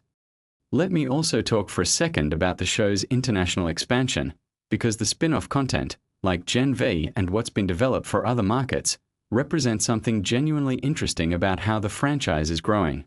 Rather than simply exporting the American version of corporate superhero satire to other countries, the spin-offs are designed to engage with how the specific dynamics of power, celebrity, and institutional corruption manifest in different cultural contexts. Gen V, which is set in a university context, takes the show's themes and applies them to the specific American anxiety around academic institutions, meritocracy mythology, and the ways that young people are shaped and exploited by systems that claim to be developing their potential. It's the same critique applied to a different institution, which is the right way to expand a franchise that's fundamentally about how institutions work. One more deep dive before we get to the end, and this one is about something that operates almost entirely below the level of conscious recognition for most viewers. The sound design of The Boys is doing a tremendous amount of work in every scene. The way the show mixes ambient corporate sound, the hum of fluorescent lights, the ambient noise of the city, the specific acoustic quality of different spaces, is used to create subliminal feelings of unease or comfort or confinement. The Vought Tower interior sounds different from the street-level world of Butcher and The Boys, and those sonic differences are there to reinforce the class and power distinctions the show is dramatizing. When you're inside the system, it sounds a certain way. When you're outside it, it sounds different. Most viewers will never consciously notice this, but they'll feel it, and that feeling shapes how they interpret everything that happens in those spaces. There's something I want to close on that I think is the most important fact about The Boys that almost nobody talks about, which is that the show is ultimately about the relationship between audiences and the stories they consume. Every time you watch a superhero movie and feel the dopamine hit of the hero winning, of justice being served, of the good guys triumphing, you're participating in a kind of mass cultural experience that The Boys is trying to make you think critically about. Not because there's anything wrong with enjoying those stories, but because those stories shape our expectations of what power should look like and how justice should work. And when those expectations meet the real world, they can leave us confused and unprepared for how messy and ambiguous and institutional actual power is. The show is asking its audience to be smarter consumers of the stories they're told. Not to stop enjoying stories, but to understand that stories always have an agenda, whether that's the explicit propaganda of Vaught's superhero media machine or the subtler agenda of the actual entertainment industry producing the content you watch for relaxation. That's a genuinely challenging and uncomfortable thing to sit with, which is exactly why The Boys keeps you coming back. The fact that a show this intellectually pointed has become one of the most watched programs in streaming history is either a sign that audiences are hungry for this kind of challenge, or it's the most elaborate example of the show's own themes playing out in real time. A piece of revolutionary content being consumed at massive scale, generating profit for a corporation, becoming another piece of the entertainment machine it claims to critique. Maybe both things are true. Maybe that tension is the whole point. Kripke might be the most honest person in the room, making art about the room he's standing in while fully acknowledging that he's standing in it. The Boys isn't just a show about superheroes being terrible. It's a funhouse mirror held up to every system of power we've decided to trust. And if you weren't already watching it with that frame in mind, I hope this video changed that for you. There's so much more to find in every single episode when you know what to look for. If you dug this breakdown, hit that like button and subscribe because I go this deep on shows, films, and stories all the time, and this is genuinely just the tip of the iceberg. Drop in the comments what detail from the show you think most people sleep on. I read all of them and I want to know what you've caught that I might have missed. I'll see you in the next one. What if I told you that one of the most violent, disturbing, and brutally honest shows on television right now started as something nobody in Hollywood wanted to touch? The Boys has become a cultural phenomenon, a show that makes people uncomfortable in the best possible way. And today we are going deep on facts, secrets, and behind-the-scenes details about this series that most fans have absolutely no idea about. Whether you have watched every single episode 3 times or you just discovered the show last week, I guarantee there is something in this video that is going to completely change the way you look at The Boys. Stick around because we are saving the most shocking revelation for the very end, and trust me, you do not want to miss it. Let us start at the very beginning, and I mean the actual beginning, long before any cameras were rolling or any casting decisions were made. The Boys is based on a comic book series written by Garth Ennis and illustrated by Derek Robertson. The comics were published by Wildstorm initially, starting back in 2006, and what is genuinely fascinating is that even the comic book publisher eventually got cold feet about how far the content was going. DC Comics, which owned Wildstorm at the time, actually cancelled the series after just 6 issues because the material was considered too extreme and too offensive even by comic book standards. Think about that for a second. A comic book series got dropped because it was too wild, and that same story eventually became one of Amazon Prime Video's most watched shows of all time. The series was then picked up by Dynamite Entertainment, which allowed Ennis to continue telling the story exactly the way he intended, with 0 restrictions. That creative freedom carried over in spirit when the show was eventually developed for television. Now here is where things get really interesting from a behind-the-scenes perspective. The television adaptation of The Boys was not always going to be on Amazon. The project bounced around Hollywood for years, and multiple networks and streaming platforms passed on it. The show was initially developed at Cinemax, which is where it actually got its first real traction. Seth Rogen and Evan Goldberg were brought on as executive producers, and they worked alongside showrunner Eric Kripke to shape what the series would eventually become. Eric Kripke, by the way, is the same creator behind Supernatural, which ran for an absolutely massive 15 seasons on the CW. When Cinemax passed on moving forward with the project, Amazon stepped in and picked it up, and the rest, as they say, is history. What is remarkable about this is that Amazon was not known at that point for edgy, violent, mature content in quite the same way. Taking on The Boys was genuinely a bold move for the platform. Eric Kripke has spoken in various interviews about his approach to adapting the source material, and one of the most interesting things he has discussed is how deliberately he and his writing team chose to diverge from the comics. The comics are extraordinarily graphic, and while the show is certainly not shy about violence or adult content, Kripke made a conscious choice to give the characters more emotional depth and more genuine humanity than they have in their printed counterparts. Billy Butcher in the comics, for example, is significantly darker and more morally compromised than the version we see Carl Urban bringing to life on screen.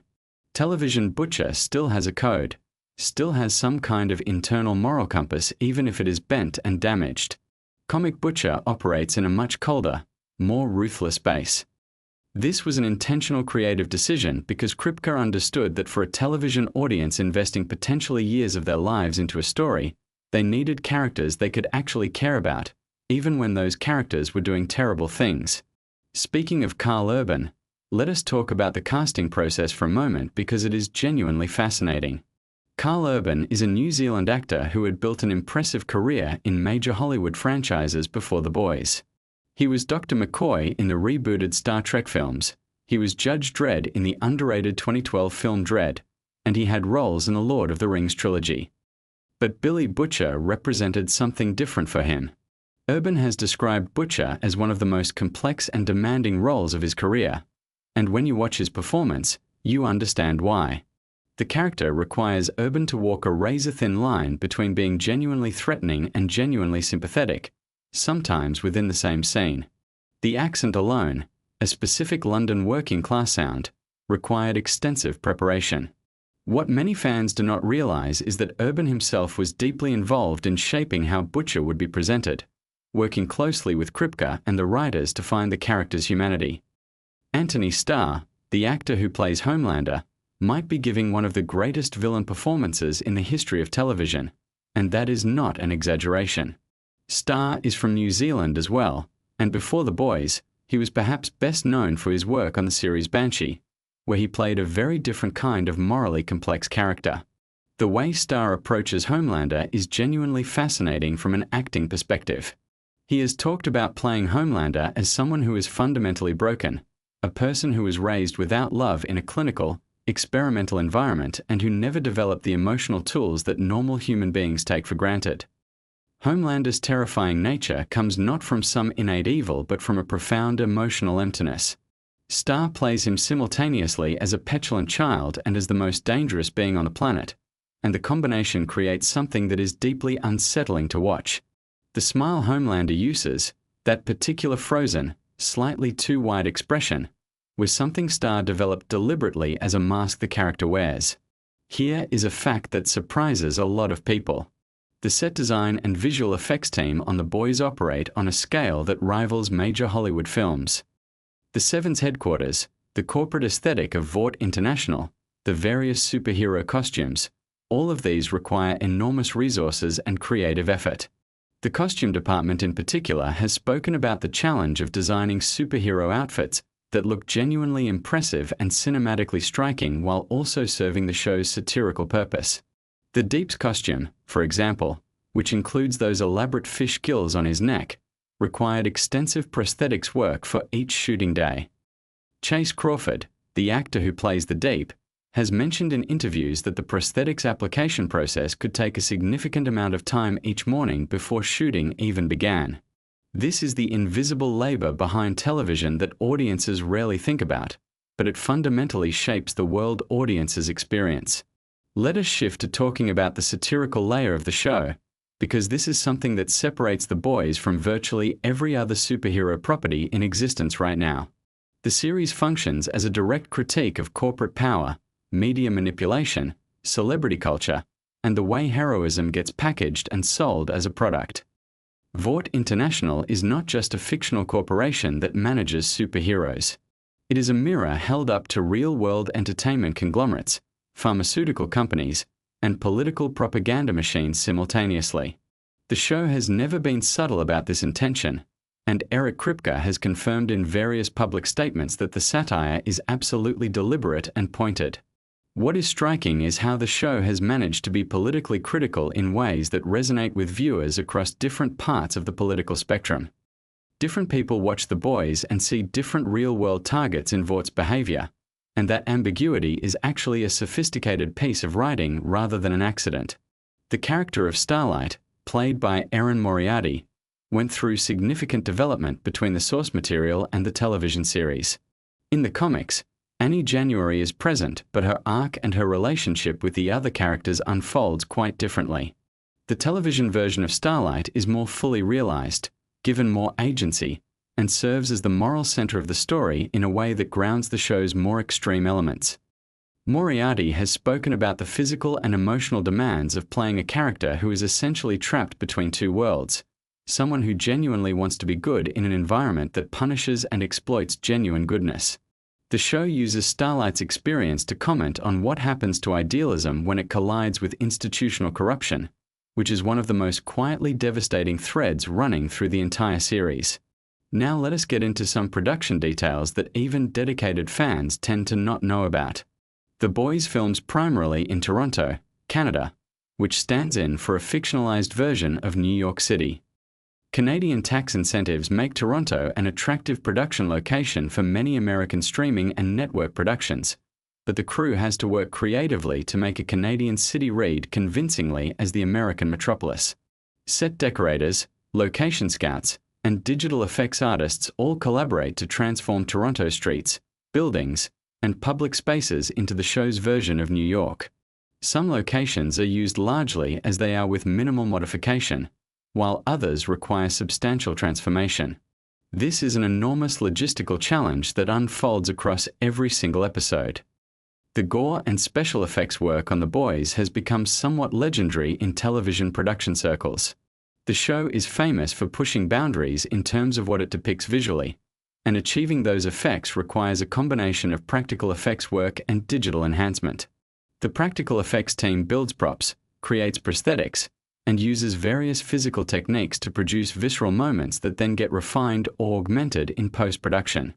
There is a creative philosophy behind this approach, which is that practical effects, things that physically exist on set, tend to look more convincing and more genuinely shocking than purely digital creations. The two approaches work together to produce moments that genuinely make audiences gasp, which is very much the intended effect. One of the most interesting creative decisions the show made early on was regarding how superpowers would be portrayed. Rather than leaning into the fantastical, consequence-free spectacle of traditional superhero films, the boys treat superpowers as physical phenomena with real-world physics and real-world consequences. When someone with superhuman strength punches through something, the results look genuinely brutal.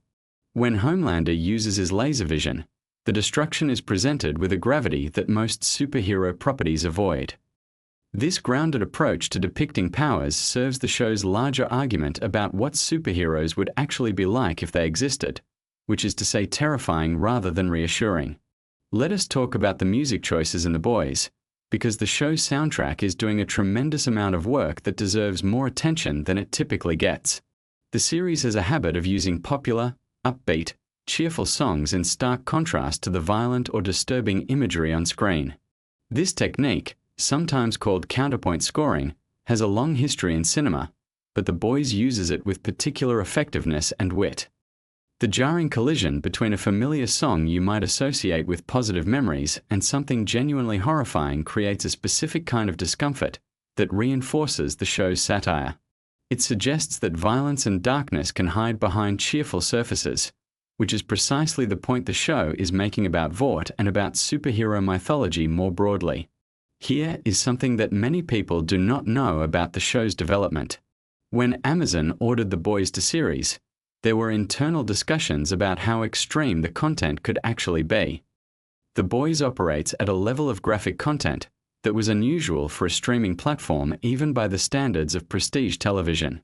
The fact that Amazon allowed the show to fully commit to its vision, rather than softening the edges to make it more broadly palatable, was a significant factor in why the show resonated so powerfully with audiences. There is a version of The Boys that could have been made in a more restrained way, and it almost certainly would not have become the cultural phenomenon that the actual show became. Sometimes the willingness to fully commit to a creative vision, however uncomfortable, is exactly what makes something work. Showrunner Eric Kripke has a very specific philosophy about what the show is ultimately trying to say, and he has articulated it in interviews in ways that are worth understanding.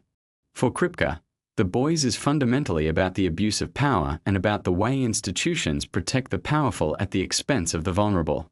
The superheroes of The Boys are not just metaphors for celebrities or for political figures, though they serve that purpose. They are representations of any system or institution that presents itself as serving the public good while actually prioritizing its own power and reputation. The Boys, the vigilante team at the center of the story, represent the impulse to resist and hold power accountable, even when that resistance is imperfect, morally complicated, and sometimes self-defeating. The relationship between Billy Butcher and the other members of his team has been one of the most consistently compelling elements of the show. Mother's Milk, played by Laz Alonso, provides a counterbalance to Butcher's more extreme impulses and serves as the group's conscience in practical terms. Frenchie, played by Toma Capone, and Kimiko, played by Karen Fukuhara, form one of the show's most emotionally resonant partnerships, a relationship built on mutual understanding between two people who have both been shaped by violence and trauma. The casting of these characters was meticulous, and the chemistry between the actors is something that cannot be manufactured through writing alone.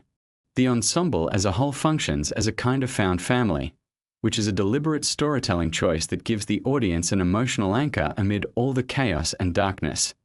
Karen Fukuhara's portrayal of Kimiko is particularly noteworthy because the character does not speak for a significant portion of the series, communicating instead through physical performance, expression, and body language. This places enormous demands on Fukuhara as a performer, requiring her to convey complex emotional states without the tool that most actors rely on most heavily. Fukuhara has spoken about working with a choreographer and movement coach to develop Kimiko's specific physical vocabulary, the way she moves, holds herself, and expresses emotion through her body. The result is a character who feels completely coherent and emotionally legible despite the absence of dialogue, which is a remarkable acting achievement. Now, something that genuinely surprises many fans when they learn it. The Boys has been deliberately engineered to generate conversation and controversy, not accidentally but as a strategic creative and marketing philosophy. Eric Kripke and his team understand that a show this satirically pointed and this willing to be provocative will naturally generate debate, and they have spoken about embracing that dynamic rather than trying to manage or minimize it.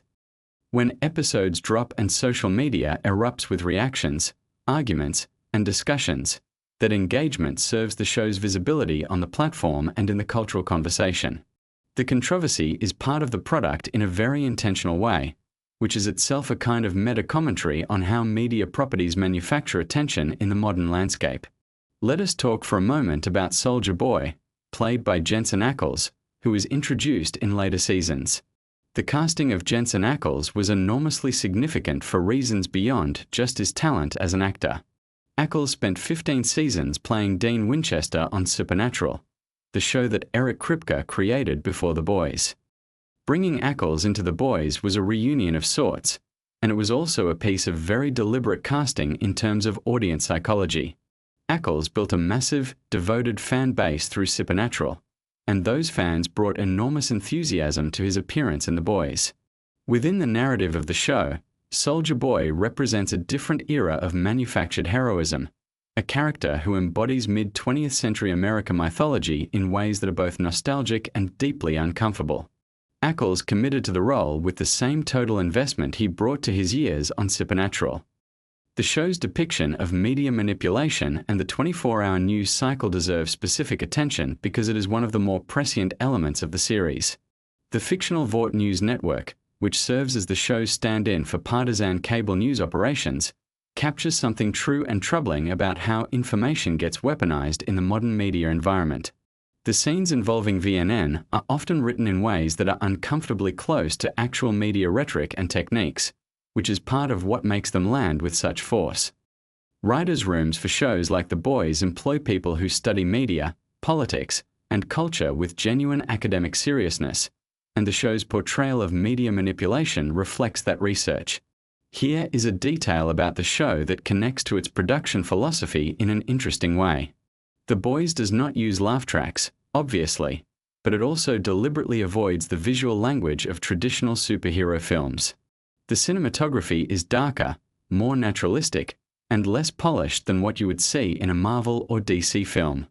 This is a deliberate aesthetic choice designed to signal to the audience that they are in different territory. When superhero films use bright, saturated colors and sweeping orchestral scores, they are communicating something about the nature of heroism, that it is grand and clean and elevated. The Boys uses grittier visual textures and a more grounded aesthetic to communicate the opposite, that power is messy and dark and compromised. One of the most fascinating aspects of The Boys from a production standpoint is how it handles the tension between spectacle and satire. The show needs to deliver genuine action and excitement to satisfy audiences who expect something visually compelling from a superhero property, while simultaneously undercutting the mythology of superheroism that makes those expectations exist in the first place. This is a genuinely difficult balance to strike, and the fact that the show manages it as successfully as it does speaks to the quality of the creative team. Action sequences in The Boys are staged to be exciting and visually impressive, but they almost always contain an element that deflates or complicates the heroic framing, some detail that reminds you these are not the good guys you are supposed to be cheering for. The Boys has spawned a spin-off series called Gen V, which focuses on college-age superheroes attending Godolphin University, a school for young people with powers. This expansion of the Boys universe represents a significant investment from Amazon in this creative world, and it demonstrates confidence in the franchise's longevity. Gen V operates with a slightly different tone and targets some of the same satirical targets as the parent series but with fresh perspectives and new characters. The existence of Gen V also raises interesting questions about how the Boys universe might continue to expand, whether through additional spin-offs, films, or other formats. Something worth discussing is the global resonance the show has found. The Boys has attracted enormous international audiences, not just in the United States, and there are interesting reasons for why the show's themes translate so effectively across different cultural contexts.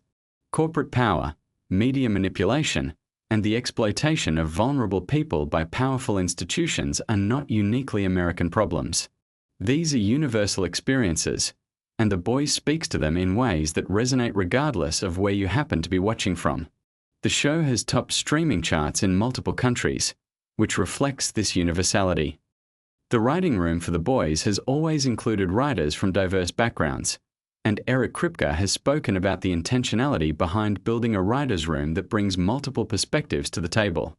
This diversity of experience and viewpoint is reflected in the show's ability to critique power from multiple angles simultaneously. A less diverse creative team might produce a show that critiques power from a single ideological direction, but The Boys manages to raise questions and challenges that resonate with people who hold very different political and social viewpoints. That is a genuinely sophisticated piece of collective writing. Let us talk about fan response for a moment, because the audience for The Boys is one of the most engaged and analytically sophisticated fan communities on the internet. Theory crafting, close reading of episodes for hidden details and foreshadowing, intense discussion of character motivations and thematic implications. All of these activities happen on platforms like Reddit, YouTube, and Twitter at extraordinary scale. The show rewards this kind of engagement because it is layered with intentional details that only become visible on repeat viewings or on close analysis. Easter eggs, references to the comics, symbolic visual choices, thematic callbacks across episodes and seasons, all of these elements give engaged fans something to dig into and discuss, which drives ongoing conversation and keeps the show present in the cultural conversation between seasons. The relationship between The Boys and the superhero genre more broadly is worth thinking about carefully. Marvel and DC, the dominant superhero brands, have spent decades building audiences that deeply love and are emotionally invested in superhero mythology. The Boys is both parasitic on that mythology and critical of it simultaneously. It can only work as a satire if the audience has enough familiarity with and affection for superhero conventions to feel the impact when those conventions are violated or inverted. In a world without the Marvel Cinematic Universe, The Boys would land differently and possibly less effectively. The show's power is inseparable from the cultural context it emerged from. Now for something that might actually change how you watch the show going forward. The visual design of Vought International as a corporation draws from a very specific real-world reference pool. The aesthetics of Vaught's branding, marketing materials, and corporate culture are modeled on actual major entertainment corporations, pharmaceutical companies, and consumer brands. Production designers have talked about researching corporate branding strategies, internal corporate culture materials, and marketing psychology to ensure that Vought feels authentically, recognizably corporate in ways that go beyond surface-level imitation. The sterile, cheerful, relentlessly positive aesthetic of Vought is based on real research into how major corporations present themselves publicly while concealing quite different internal realities. This attention to detail is part of why the satire lands so effectively. Homelander's relationship with dairy products and specifically with milk is one of the show's most discussed symbolic choices. It is not accidental. The imagery connects to ideas about nourishment, about what Homelander was denied in his childhood, about the way he seeks comfort and validation from external sources because he never received genuine love. The show uses these recurring visual motifs deliberately as a form of visual storytelling that operates parallel to the dialogue and explicit narrative. When you notice these patterns and understand their implications, the show becomes substantially richer as an experience. There is something worth saying about the show's ending, or at least where it has been going, in terms of what Eric Kripke has said publicly about his vision for the series. Kripke has indicated that he always had a specific conclusion in mind for The Boys, a sense of what the show is ultimately building toward. This is not the kind of series that is being indefinitely extended without a plan. There is a destination, and the decisions made in each season reflect awareness of where the story needs to arrive. Showrunners who have a clear vision of their ending tend to make better decisions throughout the run of a series because every choice is oriented towards something specific rather than simply prolonging what already exists. The cultural impact of The Boys extends beyond the show itself into broader conversations about the superhero genre, about corporate power, and about American mythology. Critics and academics have written about the show in ways that treat it as a genuinely significant cultural document, not just as entertainment. There are arguments to be made that The Boys is the most important superhero text of this current era precisely because it refuses to accept the terms of superhero mythology and insists instead on interrogating them. In a media landscape saturated with superhero content, a show that questions the very foundations of that genre and finds something troubling beneath the surface is doing genuinely valuable cultural work. One last thing that deserves attention before we wrap this up. The Boys has maintained creative consistency across multiple seasons in a way that is actually quite rare for a long-running television series. Many shows lose their edge, soften their critique, or drift away from their original vision as they become more successful and therefore have more to lose. The Boys has largely avoided this trap, continuing to push harder and go further as the series has progressed rather than retreating to safer ground. This is a reflection of the creative team's commitment to the show's original purpose and also of Amazon's continued willingness to support that vision. Not every streaming platform would allow a show this provocative to operate with this much creative freedom for this many seasons. So there you have it. The Boys is a show built on creative defiance, from a comic too extreme for its original publisher, to a television pitch that bounced around Hollywood for years before finding a home, to a series that has consistently refused to make itself more comfortable or more palatable to avoid controversy. The facts and details behind this show reveal a creative enterprise that is far more intentional, far more sophisticated, and far more carefully constructed than it might appear on the surface. Every choice, from the casting to the production design to the satirical targets to the use of music, serves a coherent vision about power, corruption, and the stories we tell about heroes. If you want to go even deeper on the world of The Boys, there is another video right here that covers the season breakdowns and what every major plot decision actually means for where the story is going. Drop a comment below telling me which fact in this video hit different for you. And subscribe if you are not already part of this community because we go deep on the shows and films that actually matter. See you in the next one. You think you know The Boys. You've watched every season. You've picked your favorite characters. Maybe you've even gone down the rabbit hole of fan theories online. But I promise you, there are things about this show that most people have absolutely no idea about. And by the time this video is done, you're going to look at The Boys in a completely different way. We are talking behind-the-scenes secrets, wild casting decisions that almost changed everything, the real-world inspirations that are darker than anything on screen, and details hidden so deep in the show that even obsessive fans have missed them. This is the stuff the creators didn't put in the press interviews. This is the stuff that makes this show one of the most deliberately crafted pieces of television ever made. So if you think you're already a fan, buckle up. Because we're about to go somewhere most Boys fans have never been. Let's start with something that will fundamentally change how you watch the very first episode. The Boys was not supposed to be on Amazon. The show was originally developed elsewhere, and it bounced around for years before landing at Amazon Prime Video. Now think about what that means. The show that became one of the most transgressive, boundary-pushing series in television history almost didn't get made the way we know it.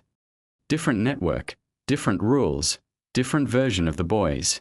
The fact that it ended up on a streaming platform with fewer content restrictions is a massive part of why the show could go as far as it did. Every moment that made your jaw drop, every scene you thought they couldn't possibly include, all of that exists because of a development journey that nearly went in a completely different direction. Now here's something about the comic book source material that casual fans don't fully appreciate. The original comic by Garth Ennis is genuinely more extreme than the show. And that's saying something. The television adaptation actually pulled back significantly on certain storylines and character arcs from the comics. Showrunner Eric Kripke and his team made deliberate choices about what to keep, what to change, and what to leave out entirely. Some of the decisions were creative, some were practical, and some were about making sure the show could actually function as ongoing television rather than a contained story with a definitive brutal endpoint. The interesting thing is that many of the changes made the show better. Characters who were one-dimensional in the comics became layered, compelling people on screen. The show's version of Homelander, for instance, became something far more psychologically complex than what appeared on the page. Speaking of Homelander, let's talk about Anthony Starr, because what he does in that role is something that the casual viewer might take for granted. Starr is from New Zealand.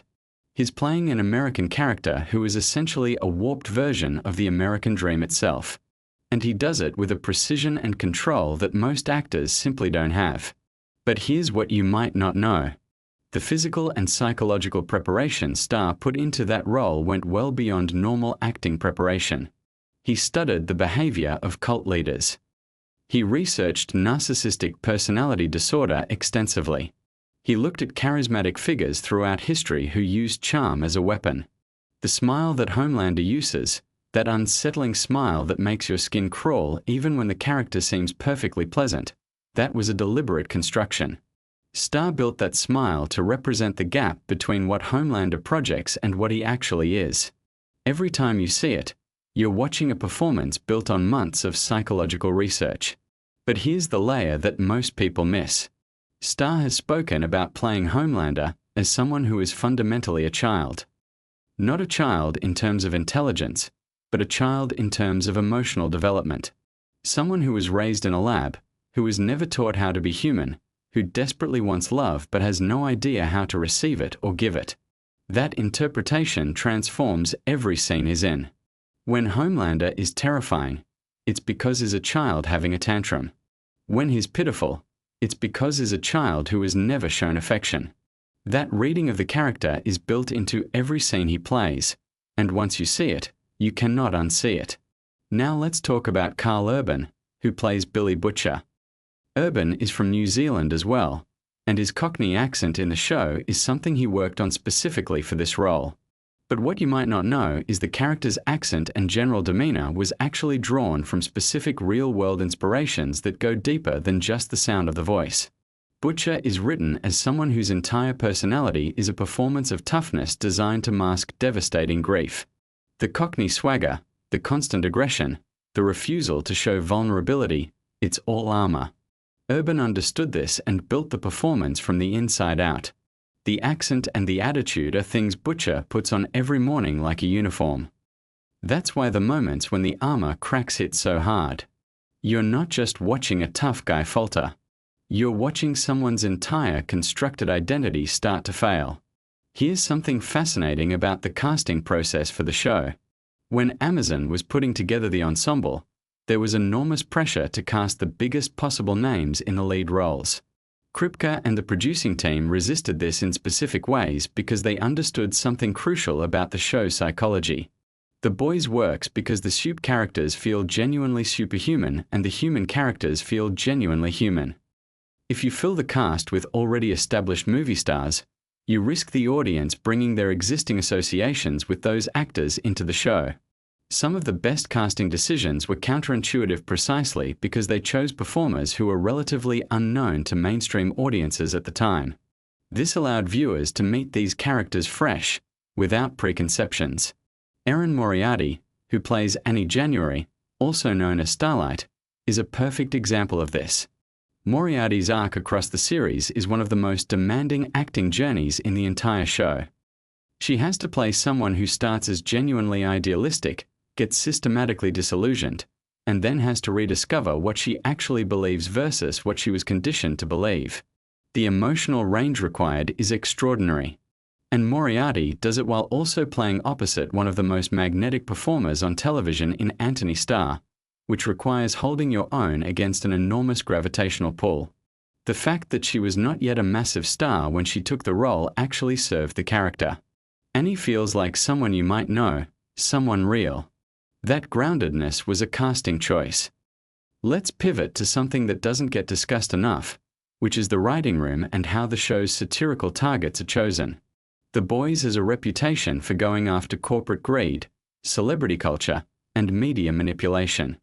But the show's writers have been remarkably open about the fact that they deliberately avoid making their satire too specifically tied to any single real-world moment. The reason is longevity. If you write an episode that is too specifically about one particular news story or one particular public figure, that episode starts to feel dated within months. The writers aim for the underlying systemic issues rather than the surface manifestations. This is why the show still feels sharp and relevant across multiple seasons. It's not satirizing the specific, it's satirizing the structural. The specific examples change. The underlying what they're pointing at does not. This is also why the show resonates with viewers across a pretty wide political spectrum, which might seem surprising given how aggressive its critiques are. Because the show isn't really attacking any particular political tribe. It's attacking the machinery of power itself, the way institutions corrupt individuals, the way celebrity becomes a tool of control, the way heroism gets manufactured and sold. These are concerns that land differently depending on your political starting point, but they land for almost everyone. Now here's something about the production design that changes how you see every frame. The world of The Boys is divided into a very specific visual language. The world of Vought and the Soups is saturated, bright, almost aggressively colorful. Everything is polished and warm and inviting. Meanwhile, the world of Billy Butcher and the Boys is desaturated, grittier, lit with cooler tones. This is not accidental. The production design team built an entire visual philosophy around the idea that the world of corporate superheroes is essentially a permanent advertisement, and the world of the people fighting them is closer to reality. When characters cross between these visual worlds, you feel it even if you don't consciously register it. Your eye is constantly being told something about where power lives and what it looks like versus where ordinary people exist. The Tower of Vought itself deserves a whole discussion. The architectural choices for that building were deeply deliberate. It's designed to evoke luxury, corporate power, and a kind of religious authority all at once. Think about the way the interior spaces are used for gatherings that function almost like worship services. The show is making a continuous argument about the relationship between corporate branding and religious devotion, and the set design embeds that argument into the physical space of the story before a single word of dialogue is spoken. Let's talk about one of the most technically demanding aspects of the show, which is the visual effects work. The Boys is not a massive tentpole film with a $500 million budget. It's a television show that has to deliver convincing superhero effects episode after episode. The way the VFX team handles this is genuinely innovative. Rather than trying to compete with Marvel or DC films on the level of spectacle, the effects work on The Boys is deliberately integrated into the tonal register of the show. The violence is visceral rather than balletic. The powers feel dangerous rather than elegant. The whale sequence, the plane sequence, certain moments in Season 3, these are not designed to be awesome in the traditional superhero sense. They're designed to be disturbing. The VFX team was given a specific brief that their work should feel wrong, not cool. That's an unusual creative direction to give a visual effects team, and the results speak for themselves. Here's something about the show's music that most people don't think about. The song choices in The Boys are not just needle drops. They are arguments. Every time the show puts a specific piece of music over a specific scene, it's making a deliberate point about the contrast between what a song means culturally and what's actually happening on screen. The use of cheerful, patriotic, or innocently nostalgic music over scenes of corporate manipulation or violence is a technique the show uses constantly. And it works because it exploits the gap between what we've been conditioned to feel when we hear certain sounds and what we are actually watching. It's essentially the same technique the show uses with superhero iconography. Take something that's supposed to make you feel safe and good. Use it to make you feel deeply uncomfortable. That's the show's whole thesis in musical form. Now let's go somewhere really interesting. The show has a complicated relationship with its own popularity. Eric Kripke has talked about this in interviews. The strange experience of making a show about the dangers of corporate manufactured heroes and watching it become a massive corporate product. The Boys merchandise exists. The Boys theme park experience has been discussed. The Boys is itself a product of Amazon. one of the largest corporations on the planet. The show is aware of this tension. There are moments of self-awareness built into later seasons that seem to directly address the irony of what the show has become. Whether that self-awareness fully resolves the tension is a question fans and critics continue to debate, but the fact that the writers are thinking about it is itself significant. Let's talk about Tomer Capone, who plays Frenchie, because his background brings something extraordinary to the show. Capone is Israeli, and he came to the role with a performance approach deeply influenced by his theatrical training. Frenchie is written as a character who uses humor and flamboyance as protective mechanisms, someone who makes himself entertaining so that people will keep him around. There's a sadness underneath all of Frenchie's color that Capone communicates through physical stillness in moments when the character thinks no one is watching. It's subtle acting work in a show that often operates at maximum volume, and it creates a fascinating counterpoint. When Frenchie is quiet, you feel the weight of everything he carries.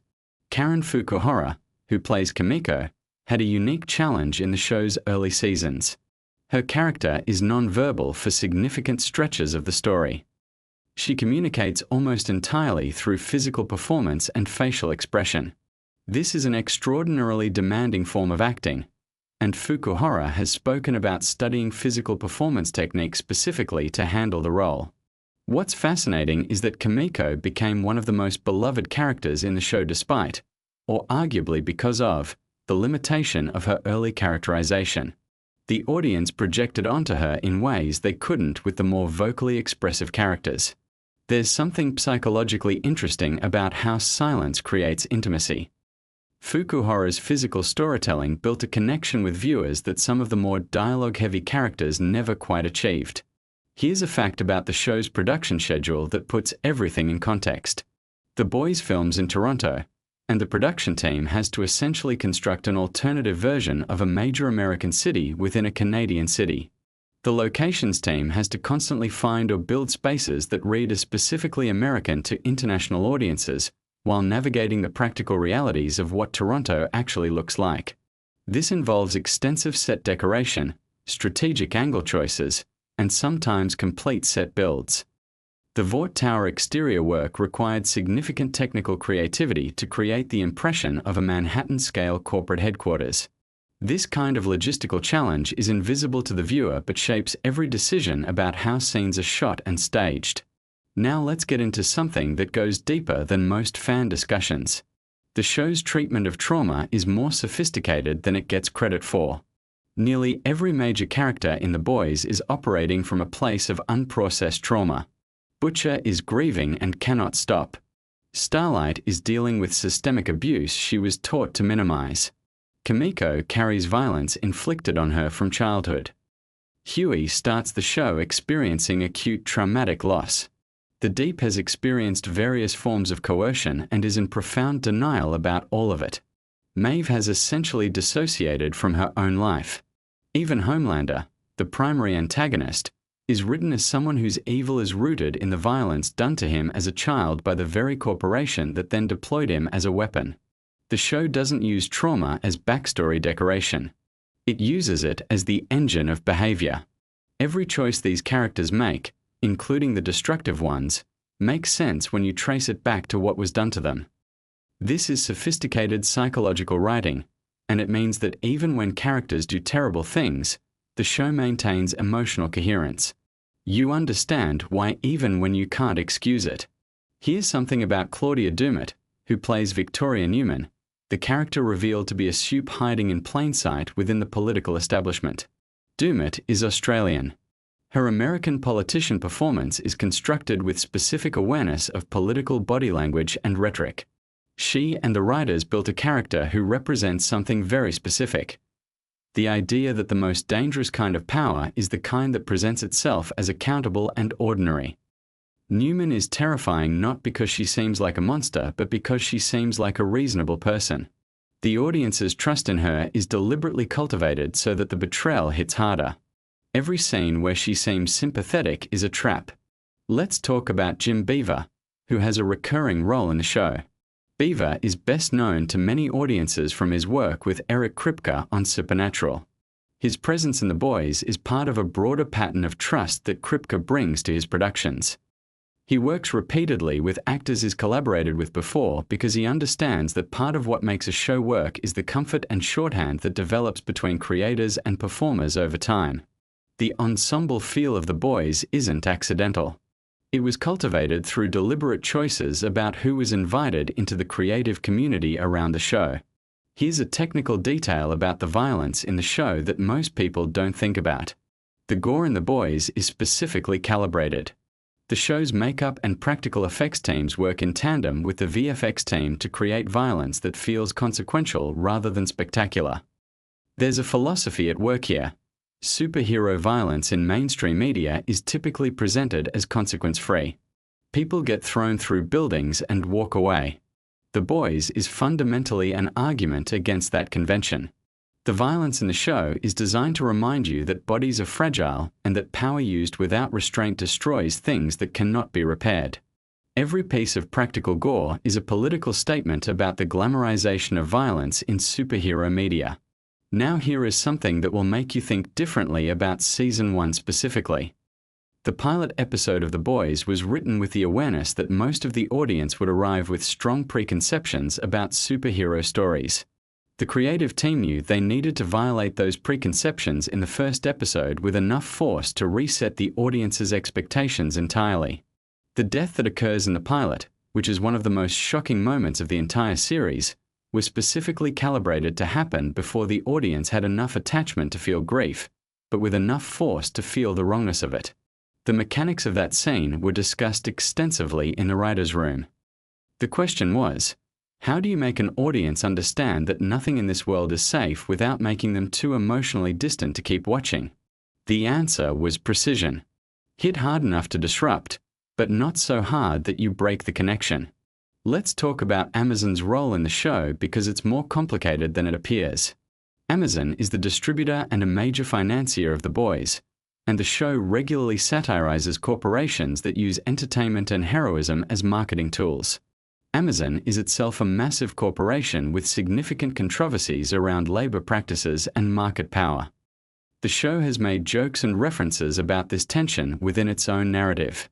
Kripke has been publicly thoughtful about the relationship, acknowledging the irony while arguing that making the show from inside the machine is part of what gives it access to the audience it needs to actually matter. Whether you find that convincing or not is a legitimate question. But the fact that the show exists in this specific tension is something that shapes every creative decision about how far the satire is allowed to go. Something that rarely gets discussed is the role of intimacy coordinators on the show.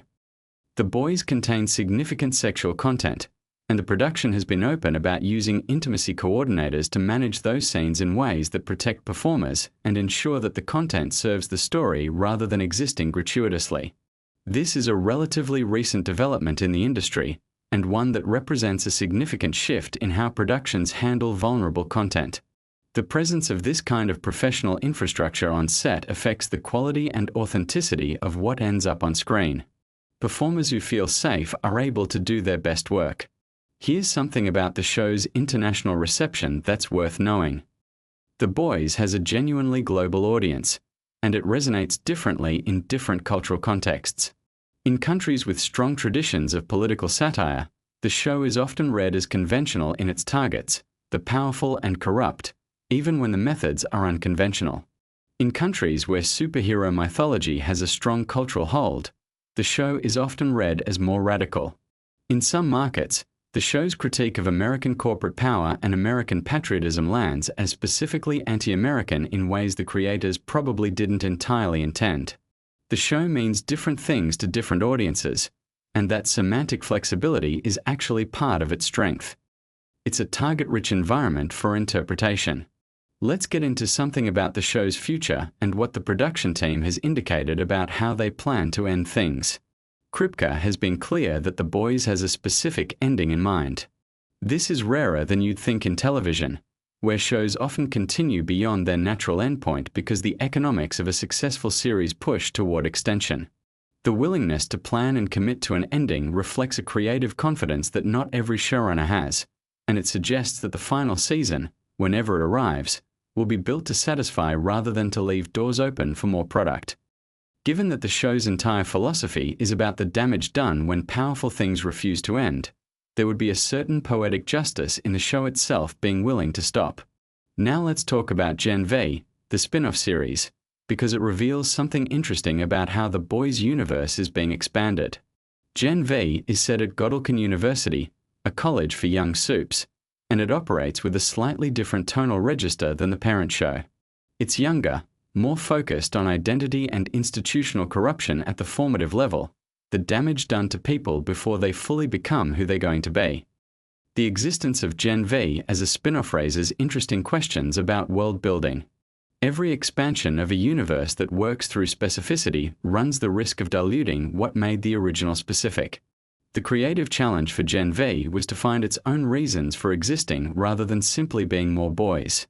Whether it succeeded is something fans continue to debate, but the attempt itself shows an awareness of the risks of expansion. Something interesting about the casting of younger characters across both shows is the deliberate casting of performers who carry a specific kind of contemporary energy. There's an awareness in the casting choices that The Boys is a show that has to feel current, not nostalgic. The soups are a metaphor for things that are happening right now, and the people embodying those metaphors need to feel like people who exist in the present moment. Here's a detail about Homelander's costume that rewards close attention. The suit is red, white, and blue in the obvious way, but the specific design choices embed additional layers of meaning. The eagle iconography on the suit is positioned and styled in ways that evoke military insignia as much as superhero iconography.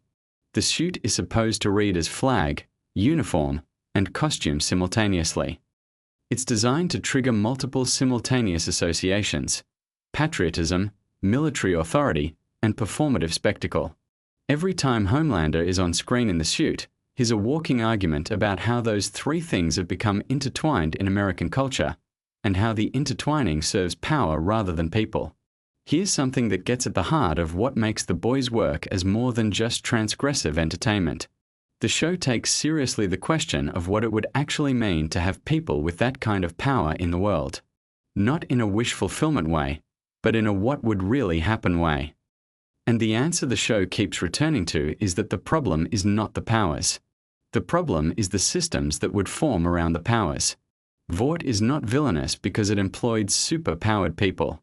It's villainous because it did to super-powered people exactly what powerful institutions do to anyone they can control. It manufactured them, monetized them, and deployed them as tools of profit. The soups are not the problem. They are the product. And the real horror of the show is that the structure creating them is recognizable because it's the structure we already live in, just wearing a cape. This is the show's central psychological hook and the reason it stays with you long after you finish an episode. The Boys is not really about superheroes. It's about power and what power does to people and to the systems that accumulate it. The soups are a thought experiment. What if the people who run things could do whatever they wanted with absolute impunity? The show's answer is not a fantasy answer. It's a realistic answer. And it's uncomfortable specifically because you recognize it. The show also takes seriously the psychology of people who oppose power. Butcher and the Boys are not heroes in any conventional sense. They do terrible things. They are motivated by grief, anger, and revenge as much as by any genuine moral principle. The show refuses to give the audience a clean protagonist to root for because clean protagonists would undermine the argument. If the good guys were genuinely good, then the message would be that individual virtue can overcome systemic corruption. The Boys doesn't believe that. It believes that the system corrupts everyone it touches, including the people fighting it. And that's a much darker and more honest argument. Here's something about the show's longevity and cultural staying power. The Boys arrived at a specific cultural moment when superhero fatigue was starting to set in among parts of the audience that had grown up with the Marvel and DC dominance of popular culture. It offered something that the mainstream superhero product couldn't: consequences, complexity, and a refusal to make you feel good about power. It essentially created a new lane in a crowded genre by being the anti-product within the product category. And the audience that was hungry for exactly that found it and made the show a phenomenon. Every fact we've covered today, From Anthony Starr's psychological research to the deliberate visual grammar of the production design to the specific calibration of the pilot's first act violence, points toward the same thing. The Boys is one of the most deliberately constructed shows on television. Nothing in it is accidental. Everything is an argument. Everything is a choice. The gap between what it looks like and what it actually is, which is the gap between glossy superhero entertainment and deeply uncomfortable social critique, is itself the whole point. And here's the final thing, the payoff for staying through all of this. The reason these facts matter is not trivia. It's not about knowing more than other fans. It's about watching the show with your eyes fully open to what it's doing. Because when you understand the intent behind the construction, every scene gets richer. Every performance gains additional dimension. Every visual choice starts to speak. The Boys is a show that rewards the kind of attention most people never give television because most television doesn't deserve that attention. This one does. So watch it again. Watch it knowing what you know now. Watch Star's smile and think about the child who is never shown love. Watch Butcher's armor and wait for the moments it cracks. Watch the saturated, warm light of Vought Tower and recognize it for what the show is telling you it is. Watch the music choices and hear the argument underneath the melody. You're not just watching a show about superheroes doing terrible things. You're watching one of the most sophisticated critiques of power and mythology that popular television has ever produced. And now you know how to see it.